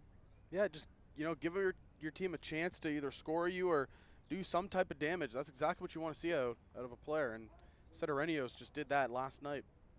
Talked to Ben Sidorenios about his mindset when he's in these games, especially when he's in the starting lineup, and he said, you know what, he's just going to go out there and try and give the team, help the team win, and that's what he did, and Maple Leafs almost did it last night. They were 2 runs short of completing that crazy comeback against the Baycats. Yeah, he was the only one that got anything going off of the bat, or early on, I should say, against Juan Benitez. Nobody else could get him, but Sidorenios had 2 hits. The 1-2, Ben Sidorenios taps it towards third, but that one's going to roll foul.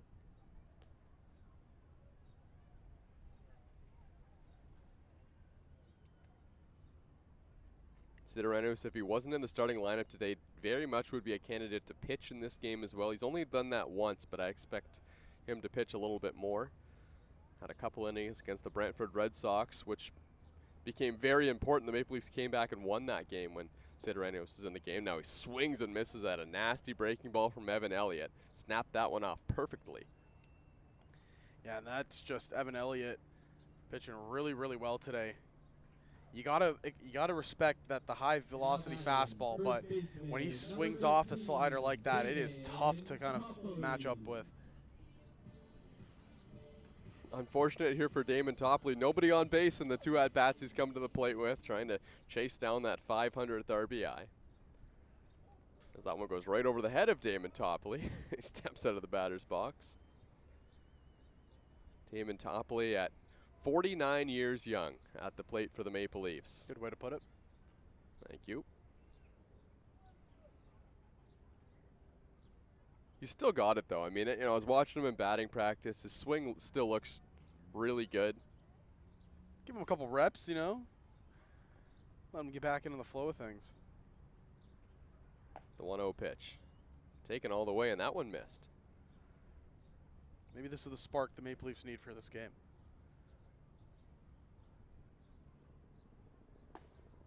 The 2-0 finds the zone. That's all the Maple Leafs wanted to see from Damon Topley. They're not looking for him to hit the ball of the ballpark. They just want him to come up and put together a good at-bat. Foul off some tough pitches. Tapped one to shortstop in his last at-bat, but I mean, just to make contact with that pitch was a pretty tough one from Evan Elliott. I mean, to be 49 years old and facing this, you know, mid-90s fastball don't have a radar gun, but Evan Elliott's one of the hardest throwers in the intercounty baseball league, and to compete is just unbelievable. Topley takes on the outside corner, strike 3. Didn't like the call, but Evan Elliott continues to cruise here against the Toronto Maple Leafs through 4. Has just given up the 1 run. It's 8-1. Kitchener Panthers here as we head to the 5th.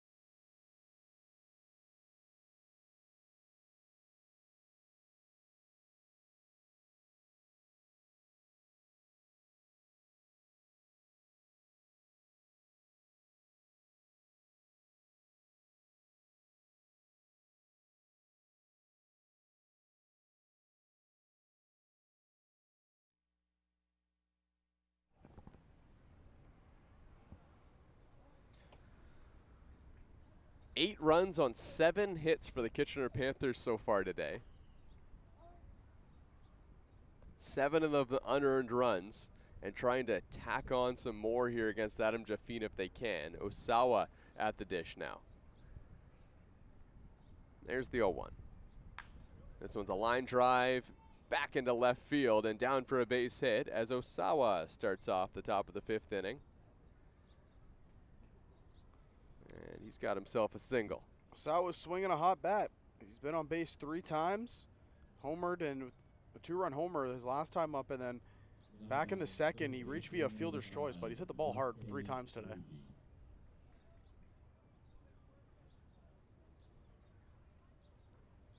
Yasuke Fuji comes to the plate now with a runner on base. Big power threat in this lineup for Kitchener. Fuji takes inside. A lot of the home runs, though, came early on for Fuji. Hasn't homered in his last 7 games. Here's the 1-0. That one's in there for a strike. We talked about how good the top of the order is for this Kitchener Panthers team. Well, they've been displaying it so far here today. After that first inning, the 2nd time they came around in the 3rd, they figured out Adam Jaffine. We've talked about the crazy 4-game-in-a-row home run stretch that Marcus Knecht had for the Toronto Maple Leafs, and that's why he's 2nd right now in the Intercounty Baseball League in home runs. Well, Fuji did almost the exact same thing. He had 4 games in a row to start the month of June with home runs. The only difference is that Knecht had 5 in that 4-game stretch. Fuji had 4, and then he's 1 behind Knecht with 6 home runs on the season. And he gets into this one, high and deep to left field and off the wall.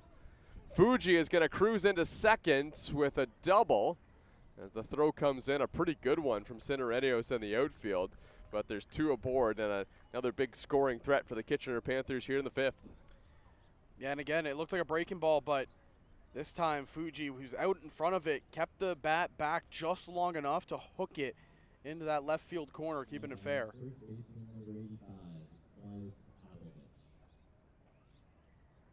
Klaus Aplovich is 0 for 2 with a couple strikeouts, and Adam Jaffine has to be sitting here thinking he's got to get a strikeout here on Aplovich to try and keep this a scoreless inning, although it's going to have to be a little bit of a rabbit out of the hat kind of trick to get this Kitchener Panther lineup through the 5th without any runs scoring.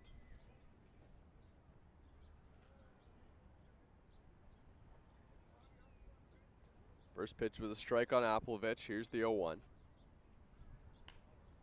It's fought off towards Damon Topley at first base, just out of his reach, but that's a foul ball by maybe a foot down the line. Topley gave his best effort to try and reach out and catch that baseball, but it was just out of his reach.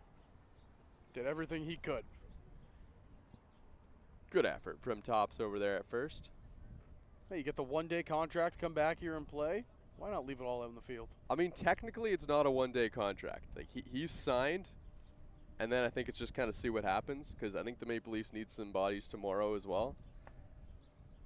So why not get one of the best IBL players of all time Yeah, why to not? join your lineup?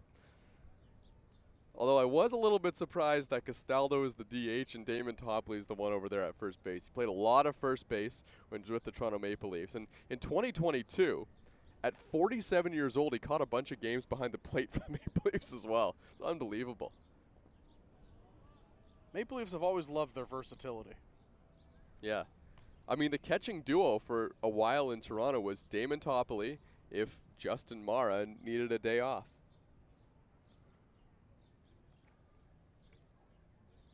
I got the young, fresh legs of John Javier that's able to fill that role. Yeah, he is. Damon Topley is more than double the age of John Javier. In fact, wow, yeah.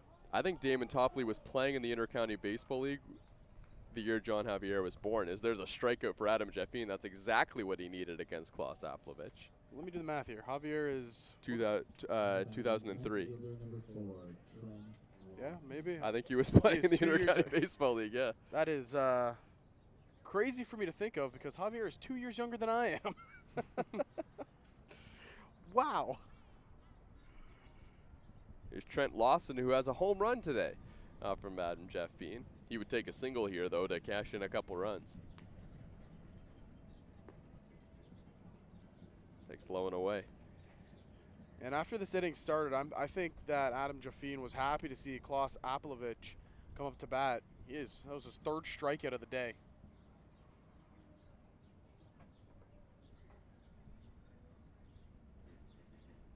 The 0-1 pitch. That's a good breaking ball from Adam Jaffine. Look at the movement on that one, and he gets ahead of Lawson. Yeah, he had Lawson kind of just within a little bit of an excuse me swing. Franklin Hernandez getting loose in the bullpen for the Maple Leafs. They were hoping that it would be in a situation where the team was winning, but they really want to see what Franklin Hernandez brings to the table. Last time Franklin Hernandez pitched for the Toronto Maple Leafs, Damon Topley was in the lineup. He's probably seeing, oh, familiar face. Yeah. So, yeah, see, nothing's changed.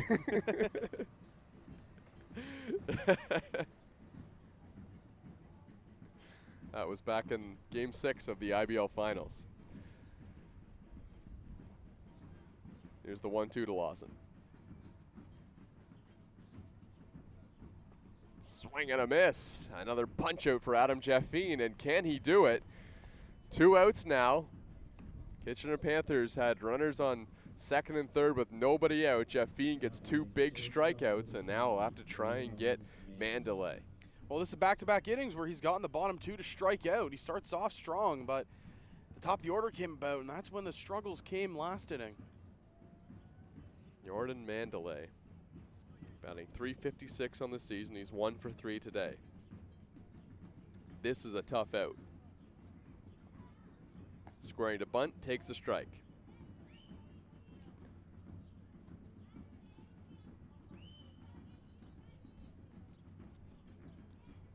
Two big strikeouts of Klaus Applovich and Trent Lawson for Adam Jaffine.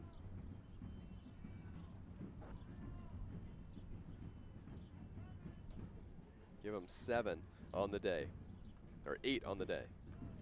The 0-1 to Mandalay. Just inside. Again, though, just another good spot. That's a good miss for Adam Jaffine.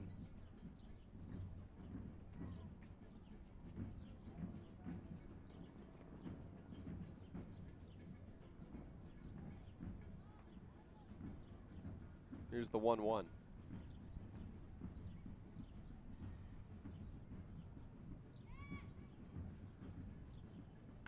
Mandalay lines it past a diving stretch of Connor Lewis at second base. It'll cash in 2 more for the Kitchener Panthers, and they lead 10-1.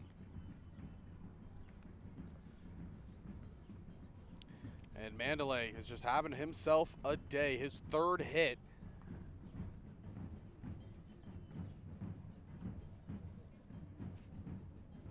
That'll bring up Yosvani Penalve.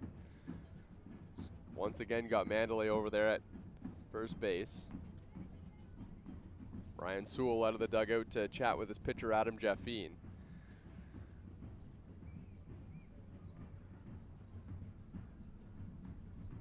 Just 3 earned runs on the day for Jaffine. He's given up 10. Toronto Maple Leafs have made 5 errors on defense. That's a big contributor to the run total right now for Kitchener.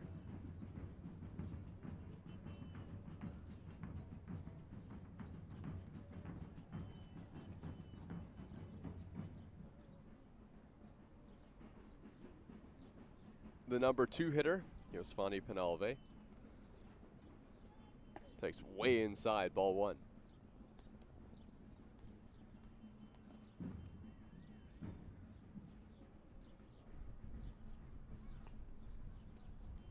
This will be pitch number 98 for Jaffine here in the 5th. And that one goes behind the batter Penalve. Yosvani Penalve kind of looking back out at Adam Jaffine after that, after 2 pitches inside.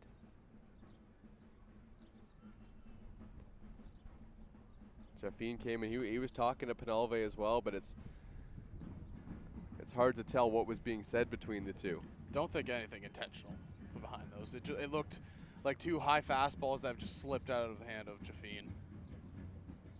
Yeah, it didn't spark anything from the dugout at all.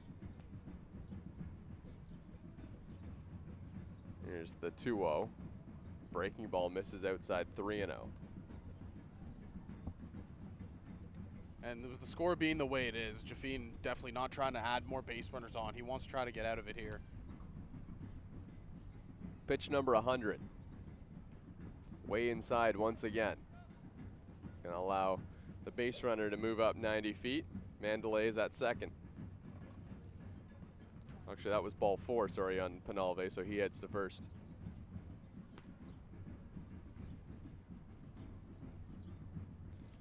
And I think this is a call to the bullpen. Brian Sewell just pointed down to the pen.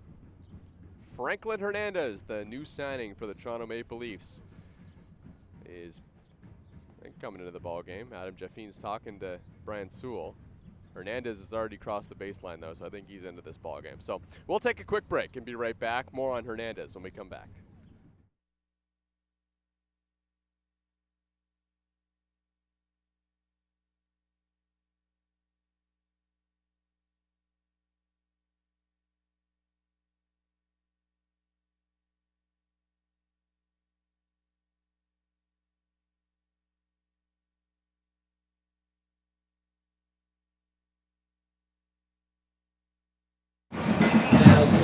For your Toronto Maple Leafs, right hand.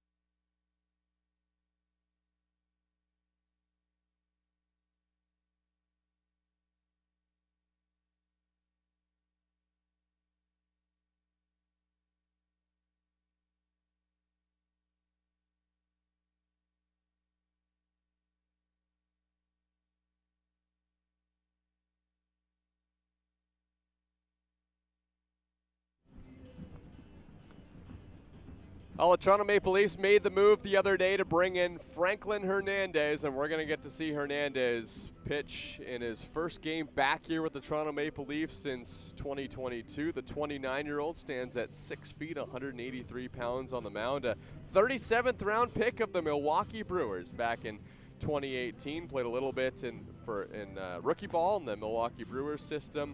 Had 26 innings in minor league baseball, struck out 26 batters. over that stretch as well. Struck out a lot of batters when he was here with the Toronto Maple Leafs and was a big piece. You know, he almost single-handedly brought the Maple Leafs to an IBL championship back in 2022. Pitched a lot, had one game where he got hit around. Other than that, he was perfect in the Intercounty Baseball League Finals against the London Majors, and he's a big ad for the Maple Leafs, and they're hoping it works out well once again. Well, look what he did there. 9 games, a 2.64 ERA, and 30 strikeouts in only 17 innings. That's the impressive part. Able to just really sit down batters, and that's exactly what the Maple Leafs need here in this game. Yeah, and that was just over the regular season back in 2022. He was great in the playoffs as well. So he'll face Zepieri to start things out here for Kitchener. Franklin Hernandez. First pitch back here in Toronto. And it's in there for a strike. Toronto Maple Leafs have their eyes set on an Intercounty Baseball League championship this year. They really want to win it. That's the sentiment in the locker room. They're not here to, you know, make it a round or so in the playoffs. They want to win the championship. Well, adding pieces that sent you to the Intercounty Baseball League Finals that were there 2 years or a couple of years ago, not a bad idea. Franklin Hernandez just misses with that pitch, and the count's 1-1. That's a beautiful backdoor slider, it looks like, cutting over the outside corner. Thought he had the call. Looks like he was going to get the call, but umpire says just missed. I was talking to John Javier. Well, the talks for Franklin Hernandez were coming in, and John Javier was one of the most excited people to have Franklin on the team. He was really looking to have his buddy from the Dominican Republic join the Maple Leafs, and I think they know each other pretty well. And now they're battery mates.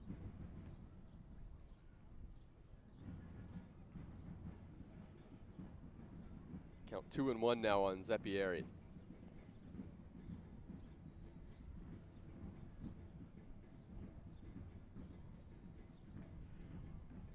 Hernandez misses inside, now 3-1.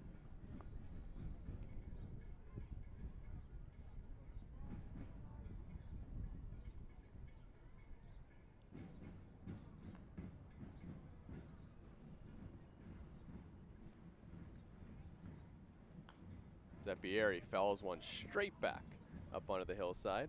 Oh, almost a great play by our cameraman. Come on, Eric. Shaking his head to say no. I'm just happy that thing wasn't coming in there with too much heat. Listen, the last time a ball came up and hit our booth, I was the victim of it, so I'm glad it's not coming our way. That pitch misses outside, so Hernandez walks Zepieri, and the bases are loaded here in the 5th.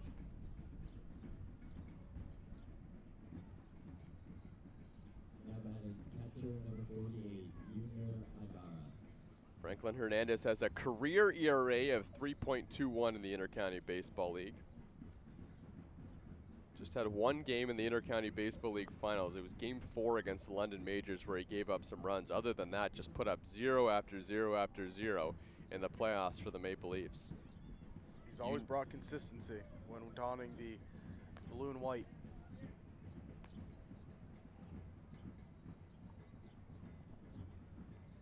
This is actually the first time that Franklin Hernandez has ever faced the Kitchener Panthers. Faced almost everyone except Kitchener in that 2022 season.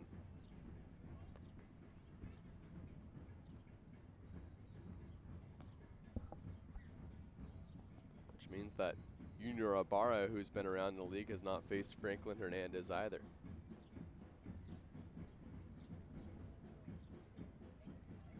The 1-1.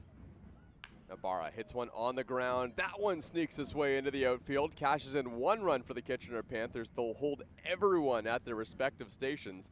It's 11-1, and the bases are still loaded here in the 5th. Junior Ibarra, we've talked about him numerous.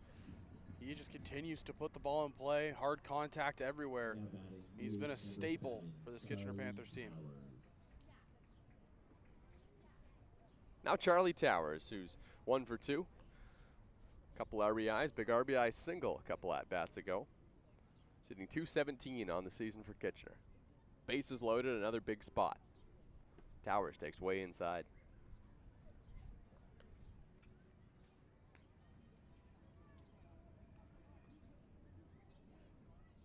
Ruto Sawa is on deck if Charlie Towers can keep it moving here for Kitchener. Here's the 1-0 from Franklin Hernandez. Towers fouls it off to the left. Good fastball for Franklin Hernandez. Also has some good breaking pitches as well. I believe one of them you could classify as a slider from Hernandez.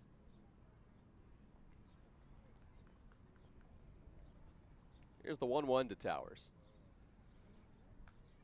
This ball's fouled off. So when Franklin Hernandez came to the Toronto Maple Leafs, he was a little bit more fresh out of playing professional baseball, playing rookie ball in the Milwaukee Brewers organization. That was back in 2022, but I was talking to the ownership about the Toronto Maple Leafs' new pitcher, Hernandez, and the sentiment is that he's actually got better than what he was back in 2022. The fastball's got a little bit more zip on it. Here's the 1-2 pitch. Strike 3 called on the outside corner. Charlie Towers goes down looking, and Hernandez has a strikeout in his return back to the Toronto Maple Leafs. The Kitchener Panthers, though, tack on some more runs. 3 of them. They scored 3 in the 5th, 5 in the 3rd, 3 in the 4th, and 3 in the 5th, and they lead 11-1 over Toronto.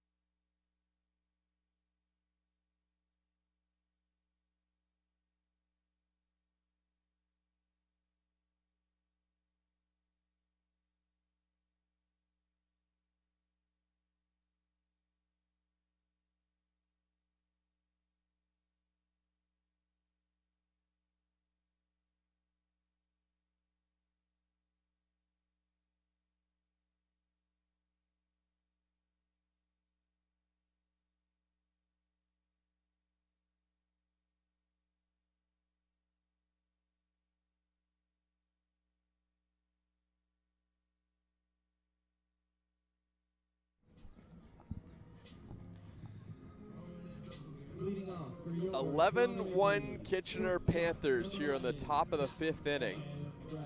Back on the mound, Evan Elliott, who's been rolling along for this Kitchener Panthers team. And don't want to speak too soon, but looking like Evan Elliott might put together his best start of the season so far for the Kitchener Panthers. And they're starting to see Evan Elliott trend in this direction. We thought maybe this might happen for Evan Elliott today. It looked like he was on the brink of having a breakout start. And man, if he get through this inning, it's looking pretty good, isn't he, Zach? Yeah, it's looking really good. And, you know, this is the stuff that we always knew Evan Elliott had. It was just, when would he be able to figure out the control of his fastball and that breaking ball? Well, Thomas, it looks like he's figuring it out here today.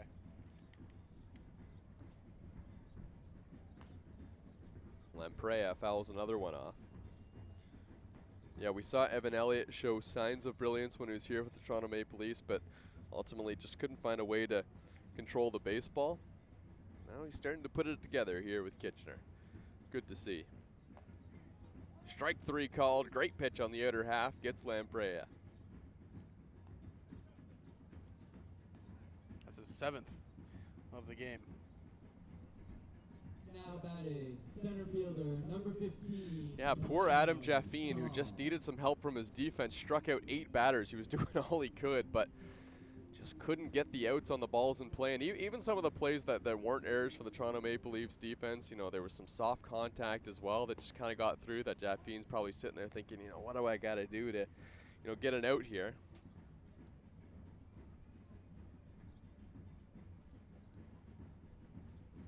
The 0-1 pitch just misses outside. Elliott is working quick here. He is in a flow state right now.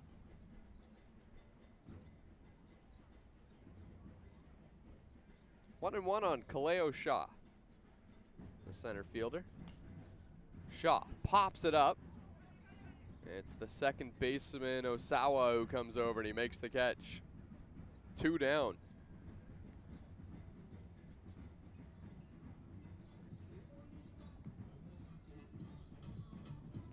Now batting, third baseman, number 8, Ryan Dos Santos.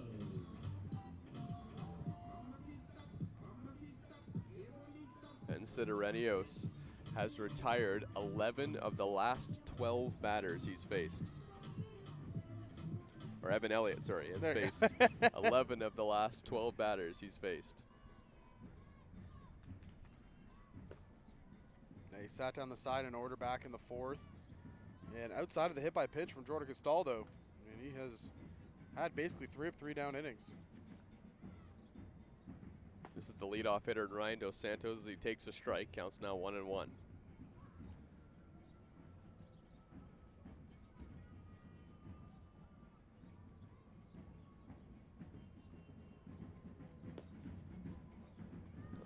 Dos Santos takes inside 2-1.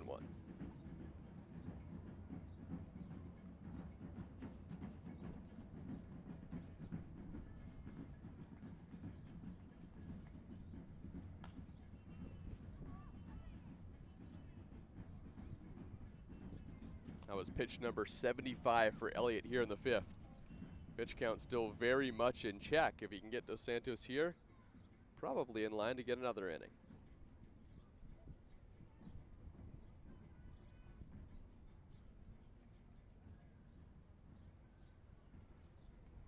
The 2-2 to Dos Santos. It's chopped towards third base. This is going to be a tough play for Fuji, but he whips it onto first base in time and make that 12 of the last 13 batters retired by Evan Elliott and the Kitchener Panthers, who lead 11-1 over Toronto.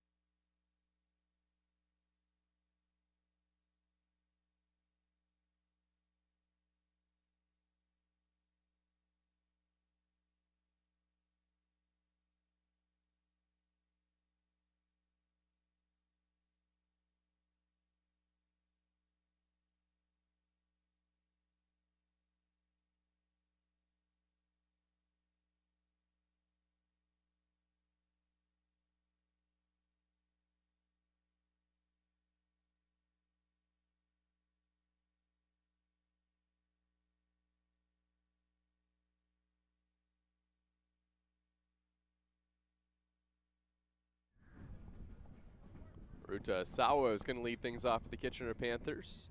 Here in the top of the 6th inning, Franklin Hernandez back on the mound for the Maple Leafs. This is a significant outing here for Franklin Hernandez and the Maple Leafs because right now they're trying to figure out, who their imports are going to be as the season comes down the stretch. And if Franklin Hernandez is as good as he was back in 2022, Hernandez is absolutely in one of those import spots for Toronto. Yeah, and, there was a tough at-bat against Junior Ibarra, but, he really bounced back in that Charlie Towers at-bat, getting him to strike out looking with a beautiful off-speed on the outside half. The 0-2. Swing and a miss, strike 3. Boy, that was a dominant at-bat for Franklin Hernandez, and there's one away.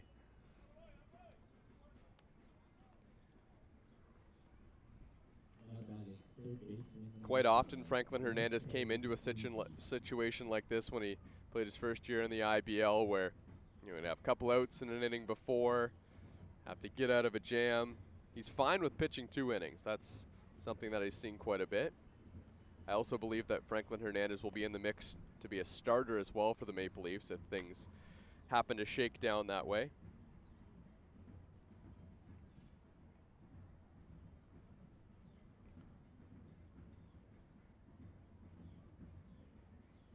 The 1-0 to Fuji. Up and away. Now, I'm sure the Maple Leafs would love having Hernandez, get a couple spot starts here and there. Just get him the work in, especially if he's going to be sticking around. Suke Fuji takes outside. He's hitting .249 on the season. He's 1 for 3 today, so he's bumped that batting average up a couple points. The 3-0 pitch now from Hernandez. Swing and a miss. 3-0 green light. On a pitch that was pretty up in the zone there from Hernandez as well. See if he's swinging again on 3-1. Yes. Hernandez blew it right by him again.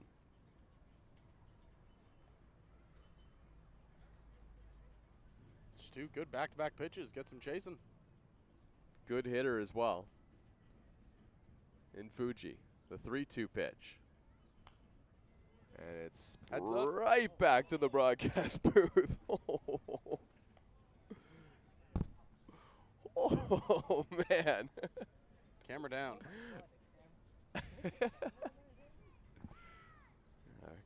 Cameraman Jay almost made a play on that one. We've seen it all today.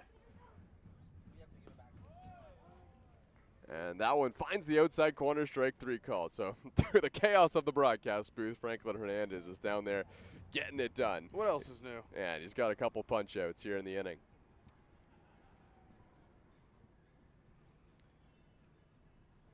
Well, the game balls this year are pretty good.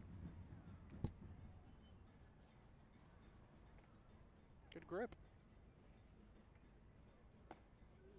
Swing and a miss by Klaus Aplovich as Hernandez pounds the zone.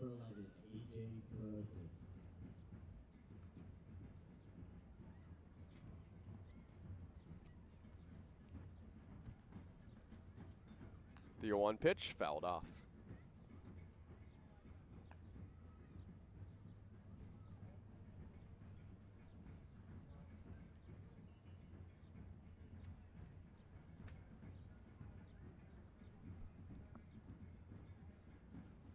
Here's the 0-2. Corrosis swings and misses. Tag applied by John Javier, and Franklin Hernandez strikes out the side in the 6th. To the bottom half we go here in Toronto.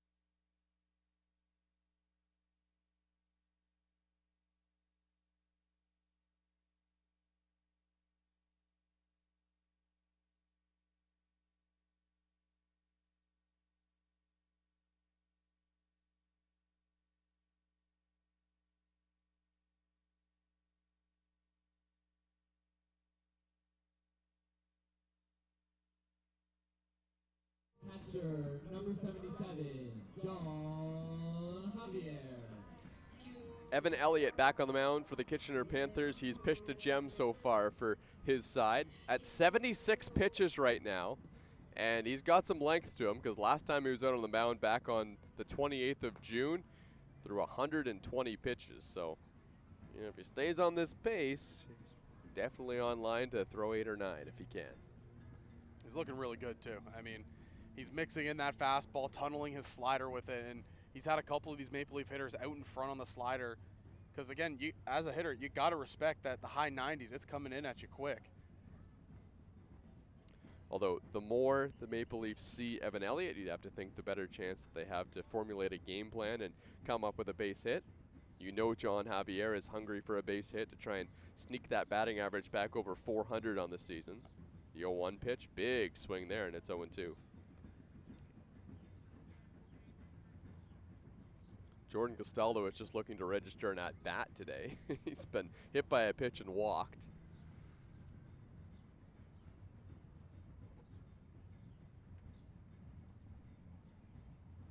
Here's the 0-2 to Javier upstairs.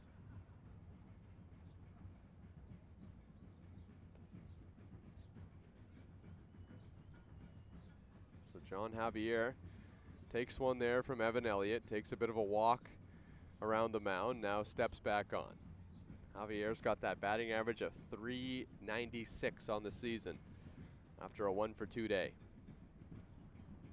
Javier chops it on the ground, this one to third base. Foul ball, says the umpire at third. That one looked pretty close. By the way, Fuji also threw a rocket over there from third base. It probably would have been an out, so maybe that's to the benefit of John Javier. Jordan Castaldo is the batter on deck. Javier trying to get on base here and see if he can't set up Jordan Castaldo to make some history here today.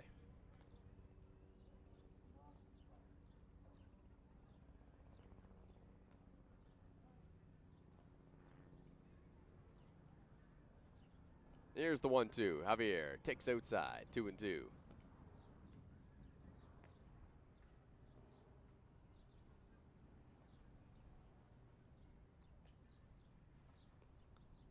Evan Elliott, pitch count at 81 here in the bottom of the 6th. The 2-2 to Javier. Ground ball, this one's to third, and that one sneaks through. That'll probably go down as a base hit for John Javier, and he's aboard for a dangerous hitter in Jordan Castaldo. Yeah, John Javier, just again, the only guy that's been able to figure out Evan Elliott today. He has both hits in the game, and they've been two hard ripped shots through that right side.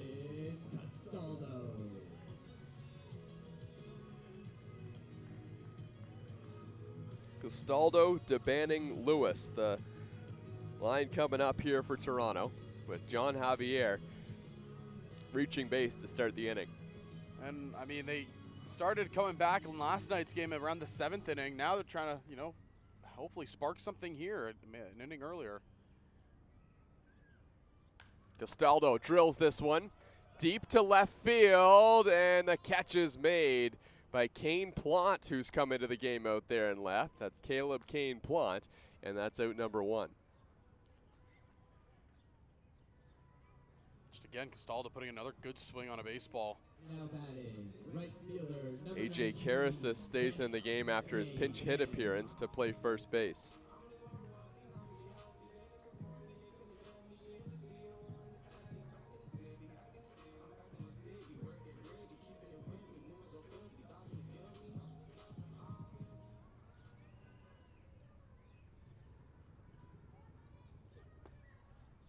Dennis DeBanning takes a first pitch strike from Evan Elliott.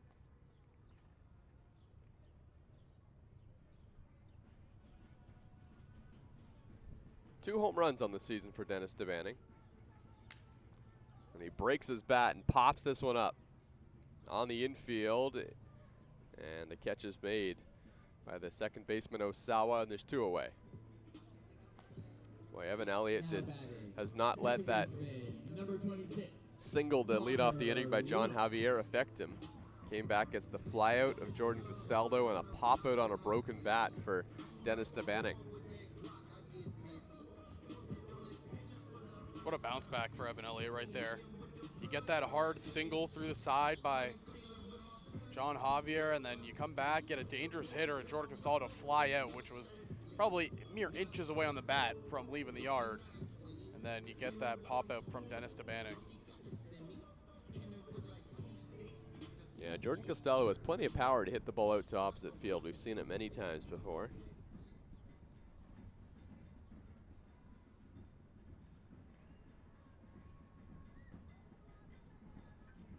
Connor Lewis rips it on the ground for third base. Fuji has a second try at it, and this time he makes good. Gets the out the short way to second. That was Osawa covering the bag, and it continues to be 11-1 Kitchener Panthers.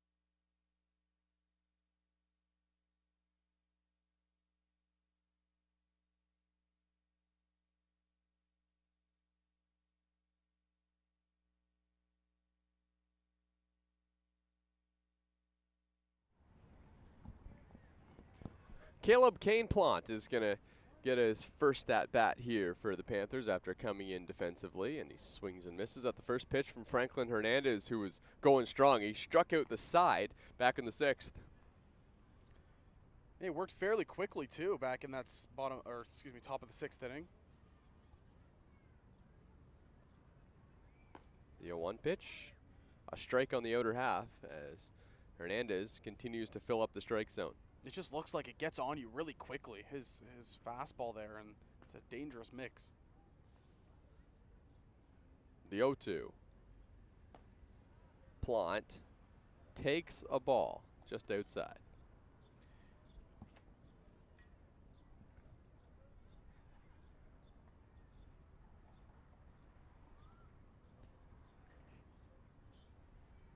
Here's the 1-2 from Hernandez. Swinging a foul tip. Check swing, goes to the backstop. Just barely getting a piece of it there was Kane-Plant. Caleb Kane-Plant hitting .285 on the season. Has just had 14 at-bats. He's 4 for 14. But one of those hits a home run, and he's also driven in 6. So he's made good on the limited work that he's had at the plate. Here's the 1-2. Plant swings and misses, strike 3. A 4th consecutive strikeout for Franklin Hernandez. Hey, why not do it yourself? Welcome back to the IBL, Mr. Hernandez. Yeah, he's looking really good. A base hit, the only blemish, and it was just a little dribbler that got through the infield off of Hernandez. back to the top now. Jordan Mandalay, the shortstop.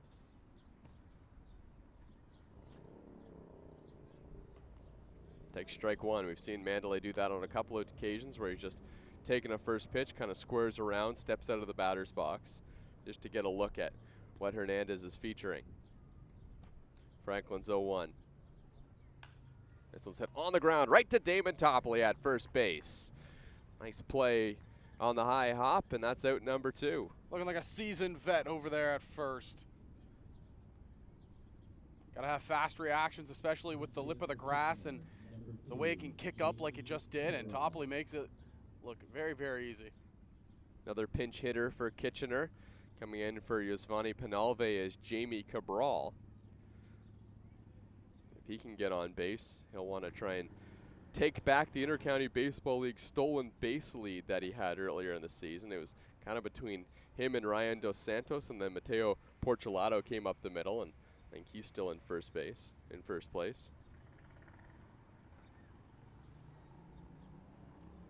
The 1-0 to Cabral. Swing and a miss. Jamie Cabral, 9 for 41 on the season, a .219 batting average. 5 RBIs on the year. Cabral, a former Toronto Maple Leaf as well, one of the junior players on the Leafs last season. The 1-1 finds the zone, 1-2. Not an easy pinch hit appearance as far as 11-1 ball games go, and you have to face the former pro and Franklin Hernandez. There's the 1-2. And it's fouled off by Cabral. Yeah, good job there for Cabral to stay alive. That looked like, again, a good slider off the plate and a little last decision effort to swing there and make contact, stay alive.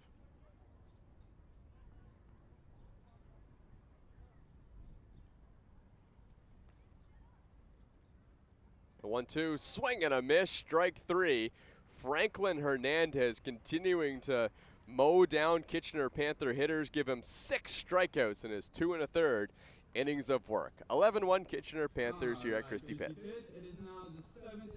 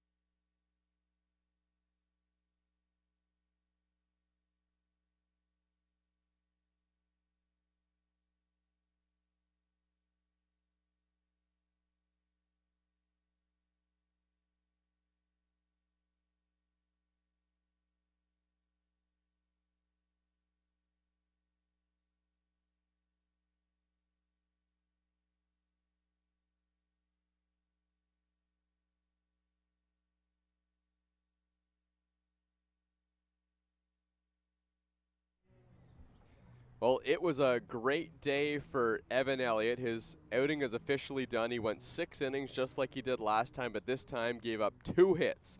1 run, it was not earned. Walked 1, struck out 7.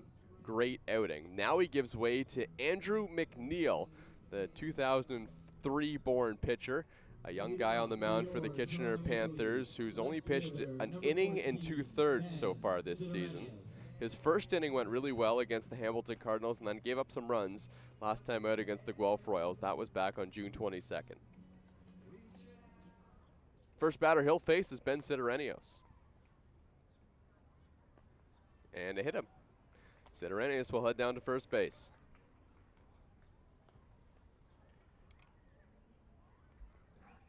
McNeil pitched 2 1/3 innings against the Guelph Royals, gave up 5 runs, all of them earned. But before that, against the Hamilton Cardinals, a 1-2-3 inning with a couple strikeouts. Number 13, Damon Toffoli. So now Damon Toffoli comes to the plate. If he wants to take back third place in the RBI department, he'll need an extra base hit to try and score Ben Sidorenius, who's over there on first base. First pitch to Toffoli, in there for strike 1. Good bounce back pitch there from Andrew McNeil after hitting a batter on the first pitch he threw. He's a bit of a side-winding righty where he just kind of comes around. Not a traditional over-the-top arm.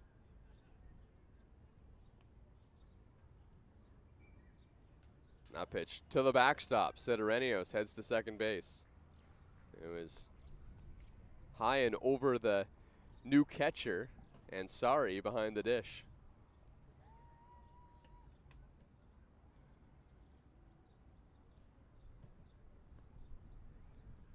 Ayed Ansari is going to enter into his 12th game this season for the Panthers. Toffoli swings and misses at that high pitch, and the count's 1-2. And you kind of see after the expression from Toffoli that he didn't really want to chase that. You can tell, though, he's hungry to try and drive in that run from second base. He wants to. If he sees something he can hit, he's looking to pull the trigger. Here's the 1-2. Toffoli takes low and inside.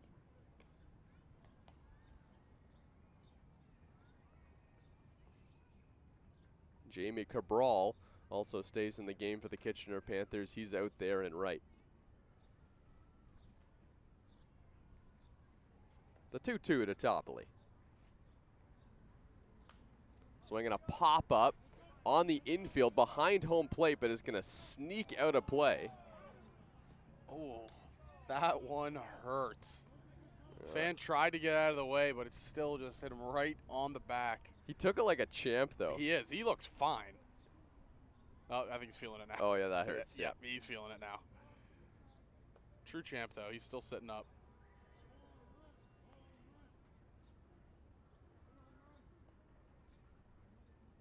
The 2-2. Damon Toffoli pops it up. This one's on the infield in foul territory, and a sliding catch made by Fuji at third base. Oh, Damon Toffoli was hoping that ball could squeak out of play, but unfortunately for the Maple Leafs, it stays in play. And now here comes Zach Lampreia.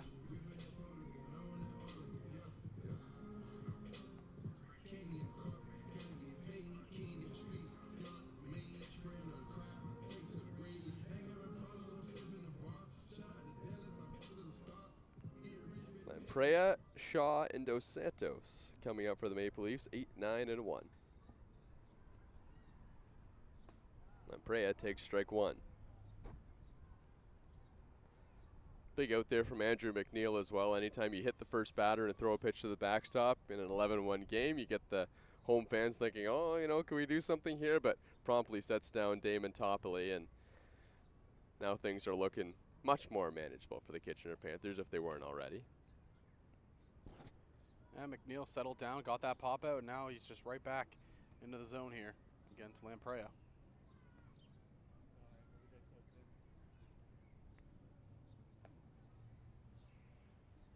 Here's the 1-1 for McNeil. Lampreia swings and misses on a pitch on the inner half.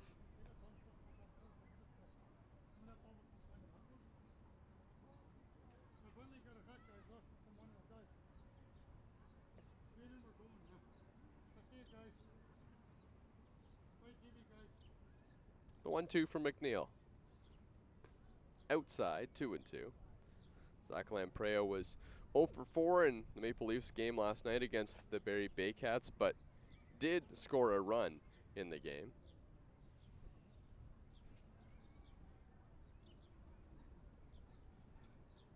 McNeil's 2-2. Lampreia takes strike 3 called on the outer half, and there's 2 away. And McNeil settled down after that first batter, and he's really just attacked the hitters, and the hitters haven't answered. This is the number 9 hitter for the Leafs, Kaleo Shaw. Definitely would be a just kind of feel good kind of thing if they could drive in that runner at second base. Obviously, this game is pretty far out of reach at this point, with it being a 10-run lead for the Kitchener Panthers in the bottom of the 7th. But for guys like Kaleo Shaw, who kind of want to keep their place in the lineup, this is still a big at-bat for them. The 1-0. Shaw takes up and away.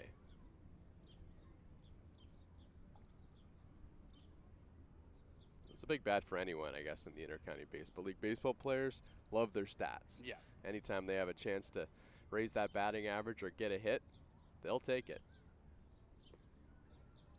Now the count's 3-0 here on Shaw.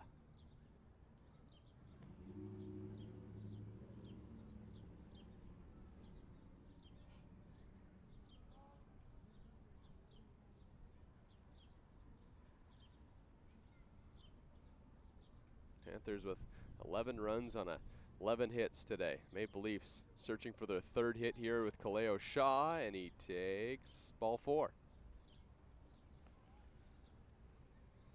That'll bring Ryan Dos Santos to the plate. Base runners are a good thing for the Maple Leafs at this point, even if first base is open. Well, like you said it, baseball players, they love their stats, so why not try to get something on the board here for yourself? Dos Santos will continue to have a good at-bat. He's hit the ball twice hard today. 2 ground outs, 1 to second, 1 to third.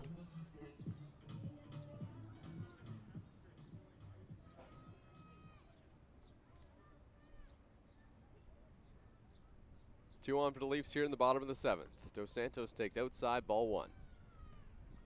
Ryan Dos Santos followed by John Javier and Jordan Castaldo if it gets that far. Couple homers, 13 RBIs for Dos Santos, hitting out of the leadoff spot for Toronto. Speaks to the way the bottom of the order is hit for Toronto this season. Other than the beginning of the game, there's been lots of opportunities for Ryan Dos Santos to come up with runners in scoring position. Had that last night, and he hit a big 3-run double to make it close against Barrie. Pitch upstairs to Dos Santos is 3-0. And it doesn't matter the time of the game, he will still have a patient approach no matter what. Yeah, Ryan Dos Santos is all still very much on pace to break the Intercounty Baseball League record for walks in a single season. Here's the 3-0 pitch down the middle for a strike.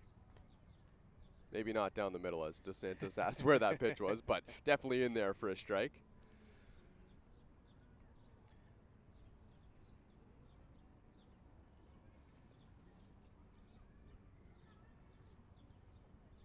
There's the 3-1. Dos Santos fouls it off. Got a pitch up in the zone.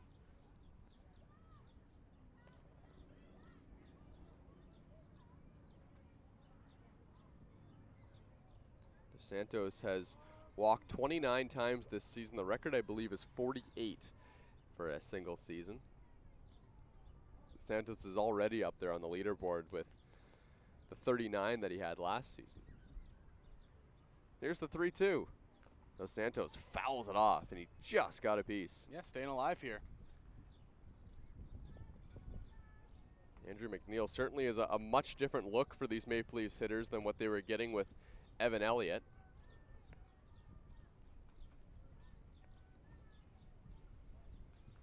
See if Ryan Dos Santos and the Maple Leafs can adapt and drive in a run here in the 7th. The full count pitch. Dos Santos takes outside, ball 4, so he's walked 30 times on the season. 9 away from the total that he had last year. Which is wild to think considering where we are in the season. Now batting, catcher, number 77, John Javier. Well, Javier could put some runs on the board here for the Maple Leafs in a hurry. He's got great power, driven in 19 runs this season. Right now it's Marcus Knecht leading the way with his 23 RBIs in the Intercounty Baseball League. Big swing, John Javier could join him. Well, we know Javier is going to be taking big swings. Not on the first pitch, as that pitch was down and in. Sidorenios at third base, Kaleo Shaw at second, Ryan Dos Santos at first. Bases juiced here for Toronto. 2 outs in the inning. The 1-0 to Javier. Inside, and it hit him. Hits Javier in the back of the leg. That's going to force in a run. And here comes Jordan Castaldo with the bases loaded. Golden opportunity here for number 5.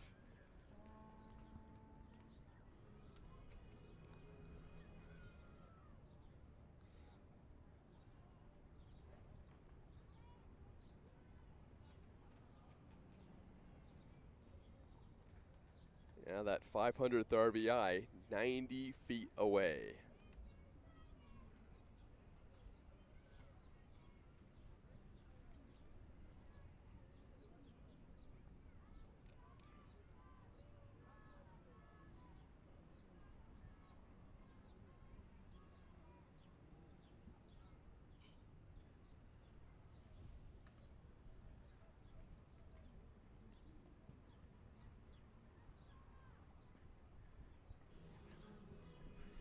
Now batting, DH, number So after the 5, mound visit there to Jordan McNeil, Castaldo. he'll try and settle things down here. Hit the first batter he faced, then got a couple outs, looked good. Now walked Dos Santos, hit Javier. Bases are loaded here for the Leafs. The first pitch to Castaldo, way inside. Stabbed at and kept in front by Ansari behind the plate.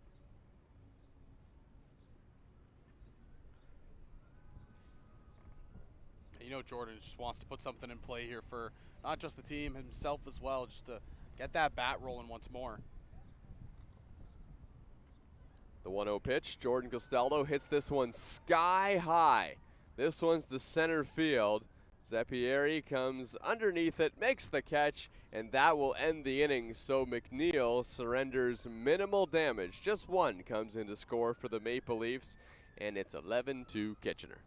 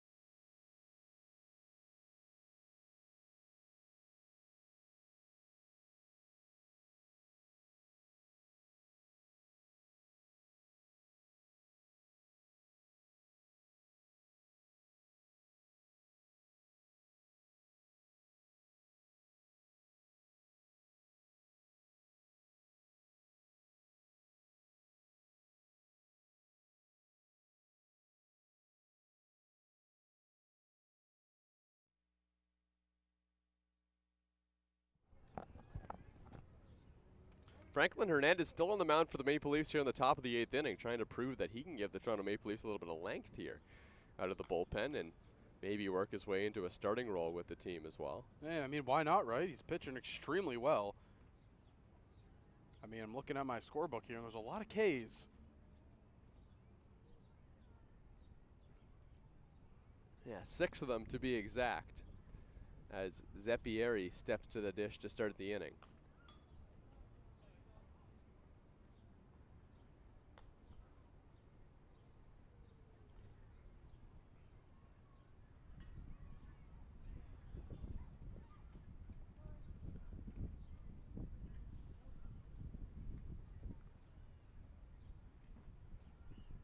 Pitch number 41 is hit on the ground. This one's to Lewis at second base. Scoops it up, throws to first, out number 1.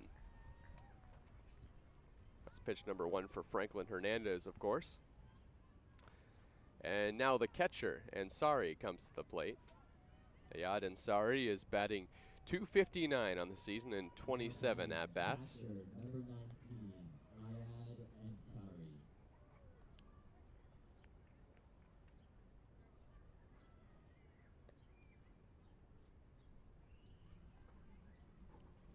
Ayad Ansari, followed by Charlie Towers here for Franklin Hernandez in the 8th.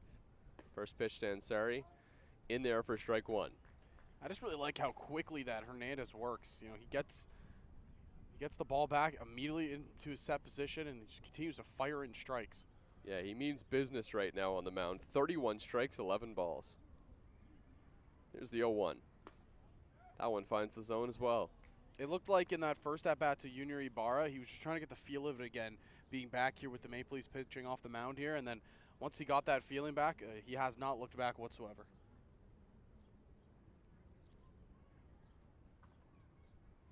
Long wait, now the 0-2 to Ansari. Upstairs.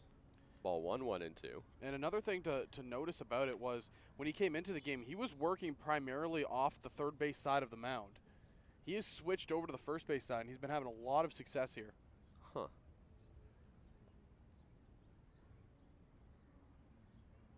The 1-2 pitch, hit on the ground, right back off of Franklin Hernandez. This is going to be an infield hit for Ansari. And now the Maple Leafs hope that Franklin Hernandez is okay after taking that ball off the back of the leg.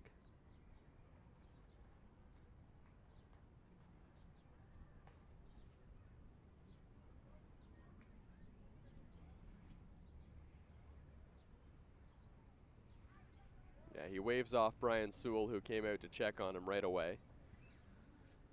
Took a couple hops before it got to him on the mound. It's not like it hit him all that hard. Now it's Charlie Towers at the dish, and Ansari, the runner over at first base, as he records his 8th hit of the season. That's the first base runner to reach since the Junior Ibarra at bat. Hernandez, first pitch to Towers. Outside, ball 1. It's interesting, you know, you mentioned where he's standing on the mound too. I wonder if that's a feel thing or if that's also just that's the landing spot he likes. Yeah. Coming down on the mound at Christie Pitts. The 1-0 pitch. Upstairs, 2-0. Yeah, I noticed it during that first inning where he was pitching to Ibarra, that he was predominantly over towards the third base side, and I thought, you know, usually, you know, right-handed pitchers, they like to set up deep on the first base side of the rubber. And then he came back out, he fired that 3-up, 3-down inning of strikeouts, and he was on that first base side. Yeah, maybe Big Evan Elliott was digging a hole there with his plant foot. Coming down with some force.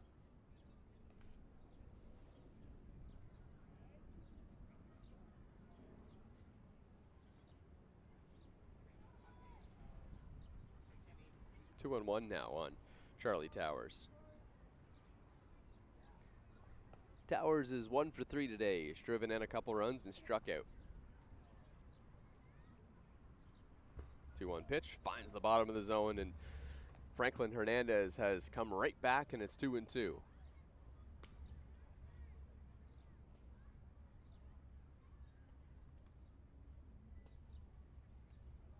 Hernandez looking for a strikeout or a sharp ground ball if he can get it from Charlie Towers. The 2-2 pitch. Towers pops it up. This one's behind home plate and bounces onto the hillside.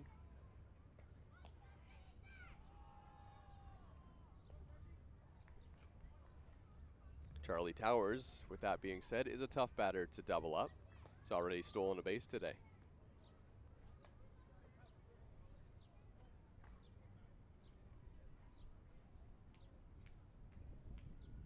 Another 2-2 from Hernandez. Popped up on the infield. John Javier going over and makes the catch. Oh, he reached out and made a basket catch in front of the Kitchener Panther dugout. Great play. 2 away. Would you consider that the over-the-shoulder Willie Mays catch for a back catcher? Yeah, for a back catcher for sure. That was one of those ones where, you know, he's looking straight up, kind of looking behind him to try and search for that baseball. And it was funny, too. I was watching him run over, and I was like, oh, he's kind of overrunning that ball a little bit. He knew that, too. He took a couple steps back, made the catch over the head.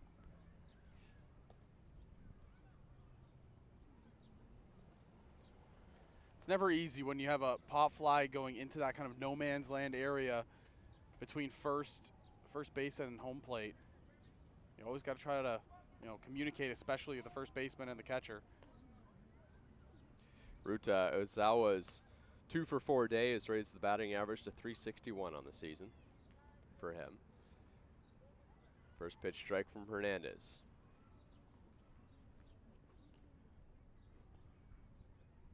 And Sari still over there at first base for Kitchener.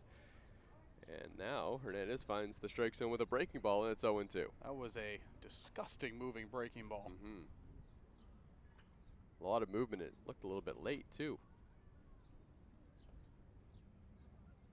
Osawa and a hole here against Hernandez. The 0-2 pitch. And he missed outside. Sorry. It's a great spot. I mean, my bad. You can't get any better than that.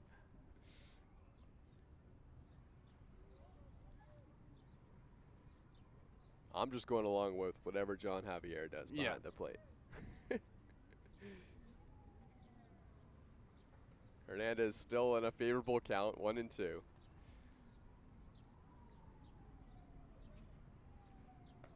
And he got him. Great pitch on the outside corner. This time he gets the call. Another punch out for Franklin. Give him 7 on his short outing here with the Maple Leafs, 3 1/3. And he's pitching well. Maple Leafs bats, though, have lots of work to do here against Kitchener.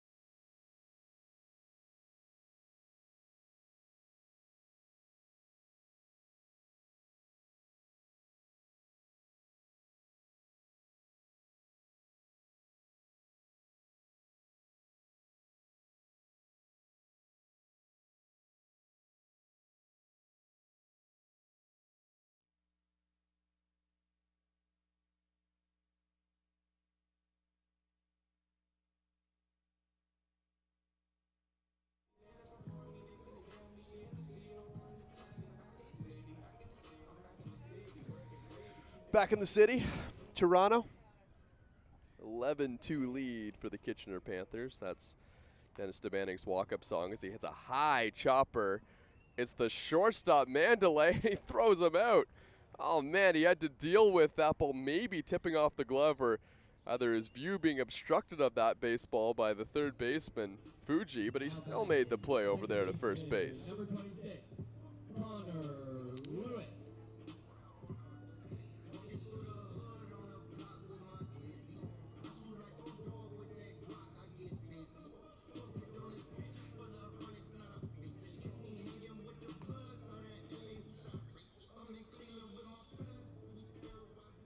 Lewis 0 for 3 today.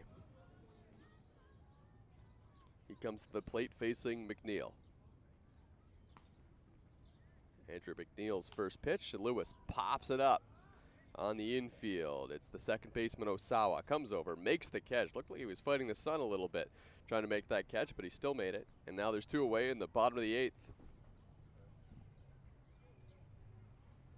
Looks like Connor Lewis is pulling up a little bit after that swing. Oh, no. I think it might be that. Yeah, it looks like the right hamstring tightened up on him, or the right quad. Number 14, Ben Sidorenios. That's a horrible sign for the Toronto Maple Leafs. Not only do they want Connor Lewis's bat in the lineup for the rest of the season, they need guys tomorrow, too.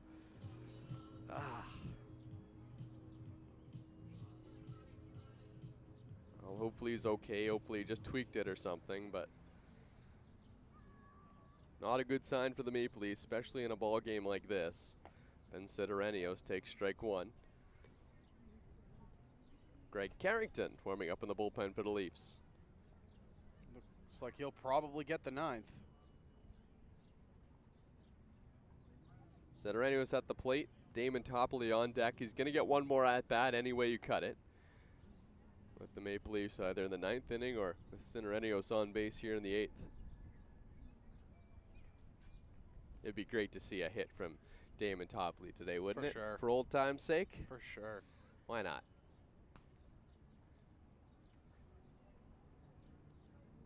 Here's the 1-1 upstairs. Topley's put together some good at-bats. Chopped one on the ground in his first plate appearance. Had to reach for a tough pitch.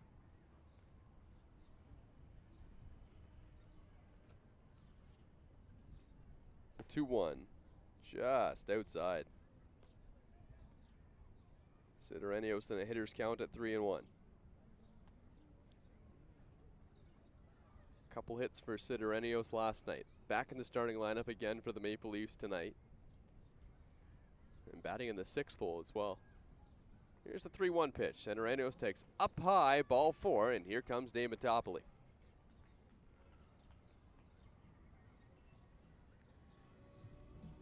Now batting, first baseman, number 13, Damon Topley. You said it best. Gonna get one more at bat, one way or another, and here it is.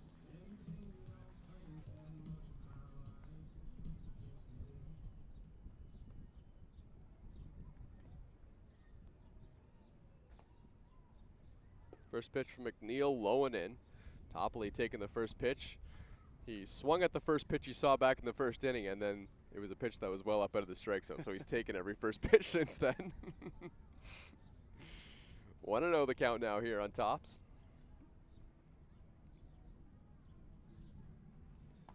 Damon Topley takes inside.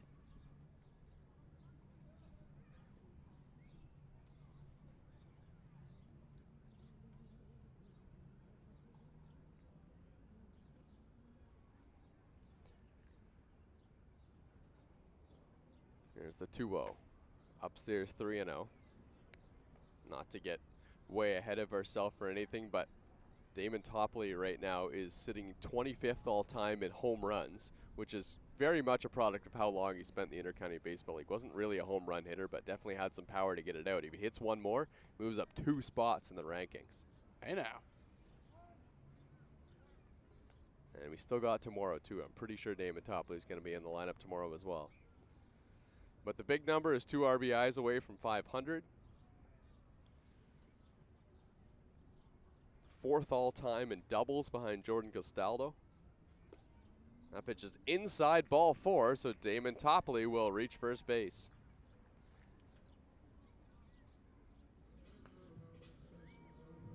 Now batting, shortstop, number 11, Jaffine.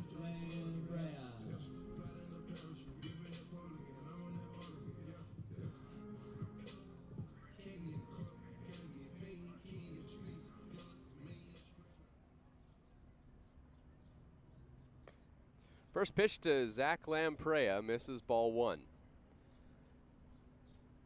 It's been a tough day at the plate for Lamprey so far. 0 for 3 on the day.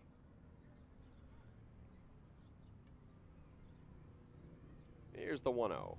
Lamprey takes a strike and the count's 1-1.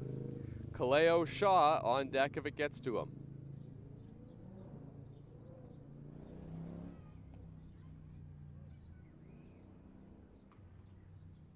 Two on for the Maple Leafs. Sidorenios, the runner at second base, as this pitch to the backstop, and Sidorenios will advance to third base. And Ansari has to go all the way to third base. That took a wicked hop off the stanchion. So both runners move up. Damon Topley to second. Yeah, it went right off that back wall and then just shot up that third baseline.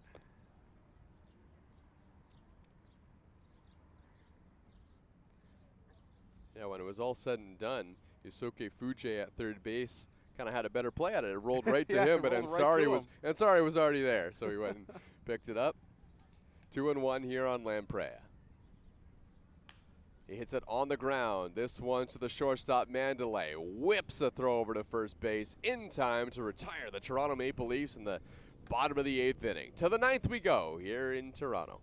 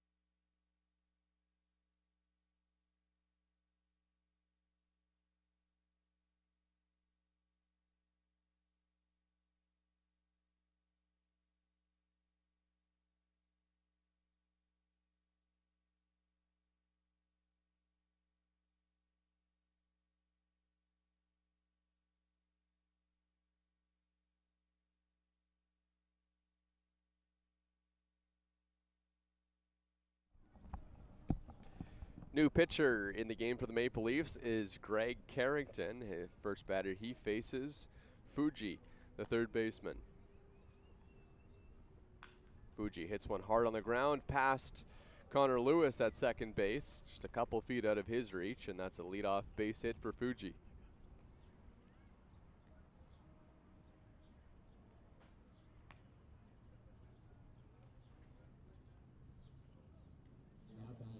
First baseman number 11, AJ Carosis. It has not been a fun day out of the 8-hole today for either team. As so far for the Kitchener Panthers, it's been 4 strikeouts for them in the 8-hole, and for the Leafs, it's been 3. Combined, it's been 7 strikeouts. 7 strikeouts out of the 8-hole. So if Carosis strikes out here, it'd be 8 strikes out of the 8-hole. All right. The 1-0 pitch, chopped foul at first base.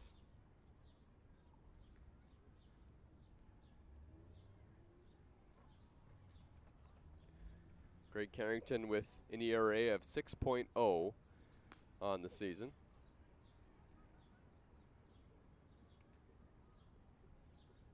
Here's the 1-1. In the dirt for a ball.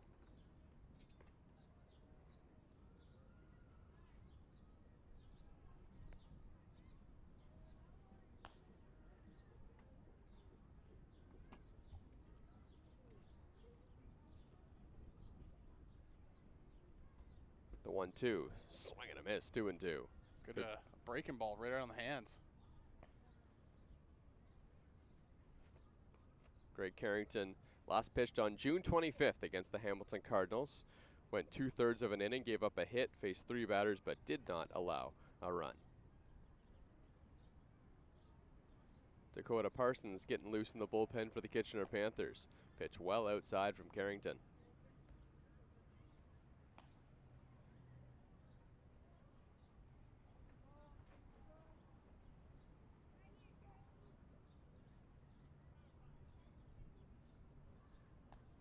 The 3-2 pitch to Karasis, and he hits it in the air. This one's to center field. Struck pretty well, but Kaleo Shaw gets back and makes the catch, and that's the first out at the top of the 9th.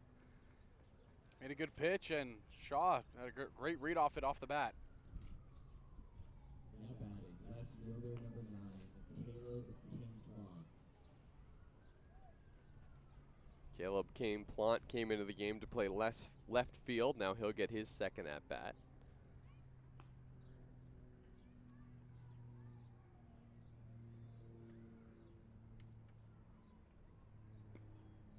First pitch strike from Carrington.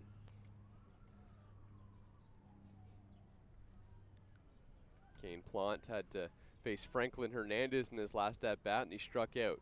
Now facing Carrington, the 0-1 pitch, swing and a miss, and it's 0-2. That's a great slider again. Carrington has it working here. Yeah, he's located that breaking pitch very well in this outing so far. The 0-2 to Caleb Kane-Plant, and this time he goes a little further outside trying to get the chase. No offer from Kane-Plant.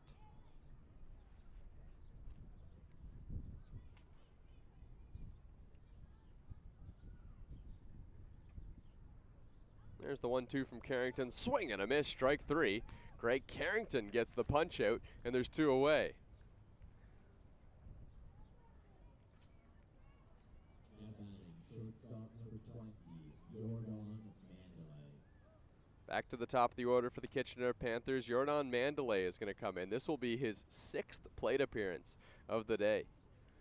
Has a couple hits. He's driven in 2 runs. He's scored 3 times. Yeah, he's hit the ball hard again all day today.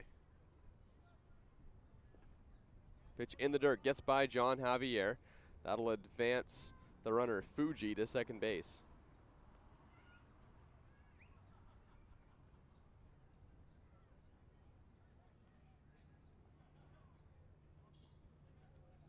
Jordan Mandalay hails out of Cuba, played in the Cuban National Series for many years out there in his hometown. Now has taken his talents here to the Panthers in the New York County Baseball League. The 1-0 pitch from Greg Carrington. This one slashed into the outfield and right at the left fielder for the Toronto Maple Leafs. That's Dennis DeBanning. He makes the catch, and a good inning in the top of the 9th for Greg Carrington as he works around a base runner. Last chance for the Maple Leafs coming up here at Christie Pitts.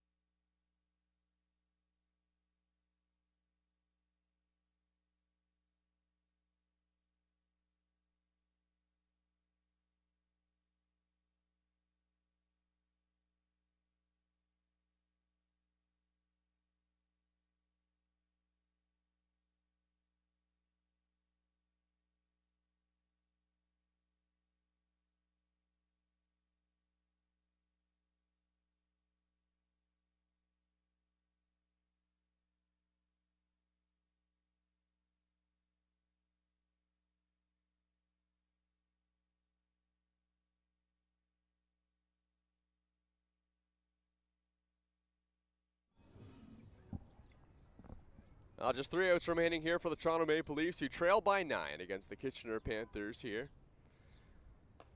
Kaleo Shaw is the batter, and a new pitcher into the game is Dakota Parsons. Dakota Parsons has an ERA just over 7 on the season in the 5 games that he's pitched in. The 1-0, Shaw taps it on the ground. That one gets by Parsons. Shaw hustling down the first base line, but a glove flip over to first base from Osawa in time to get the out.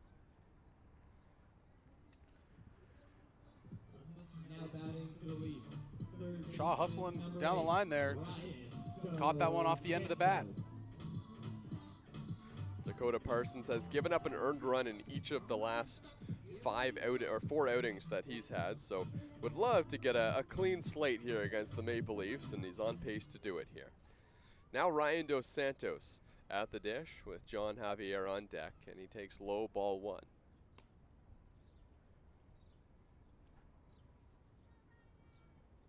If you want to watch some more baseball today, after this, the London Majors and Barrie Baycats have already got things started. That game's in the bottom of the 2nd inning. And then later on tonight, the Chatham-Kent Barnstormers and Welland Jackfish in Welland. And then the Guelph Royals have a home game against the Hamilton Cardinals an hour and a half after that at 7:30. This one's drilled high and deep to right field, and Ryan Dos Santos has left the yard, and it was way out of here. It's 11-3. He got every stitch of that, and I'm sure that's got to feel good for the leadoff hitter. He's been waiting for the power to come. He said he's been getting unlucky lately, but looks like luck changed on that swing. Yeah, that one hit the Little League diamond out there. That's probably the furthest home run that we've seen Ryan Dos Santos hit at Christie Pitts. The skinny pop really showed up right there. Yeah, oh, I love that. And you know what? That skinny pop, that came out in that game against the Kitchener Panthers. That was a couple years ago when Ryan Dos Santos dropped that line in the post-game interview. Hit a big home run against Kitchener to win the game for the Maple Leafs. Hey, you know what they say? It always starts with 1.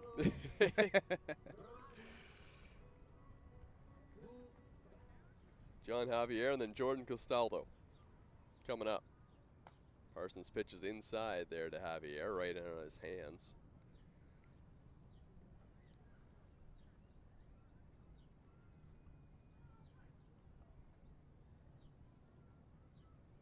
Here's the 1-0. Javier chops it on the ground to third. Fuji picks it up on the short hop, throws to first in time to get out number 2. And Jordan Castaldo, the last hope here for the Maple Leafs. Now batting the DH, number 5, Jordan. And I would expect Castaldo here to try to put together a really good at-bat. You know, he got a hit by a pitch earlier in the game, walked earlier, and he's flown out twice, both to left field and center field. He's seen the ball well now, you know, trying to see if he can get something to land fair and just get back in the hit column here. Jordan Castaldo is 0 for 2 today, but he's walked and been hit by a pitch as well. First pitch from Parsons outside. Castaldo looked like he was ready to swing on that first pitch if it was something that he liked, but it missed the zone from Dakota Parsons.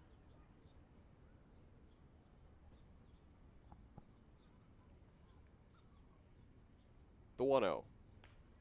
Castaldo flares it towards the outfield, and the catch made by the shortstop, Jordan Mandalay, and that's going to end the ball game. The Kitchener Panthers take this one by a final score of 11-3. And it's just been the theme, it seems, going on in the IBL this year. The home team's just been a tough thing so far this year. Home teams playing. The record for the Maple Leafs, it's been a little bit of a struggle at home, but they'll try to bounce back on the road tomorrow. And 3-3 for the Maple Leafs, never easy to do, and they've got a task ahead of them tomorrow at 5 o'clock. In the Maple Leafs, they had 3 runs on 3 hits and 5 errors, which contributed to a lot of the runs today for the Kitchener Panthers. Kitchener, 11 runs on 13 hits and just the 1 error. For myself, Thomas West, as well as Zach Benoit, thanks so much for tuning in. We'll see you next week.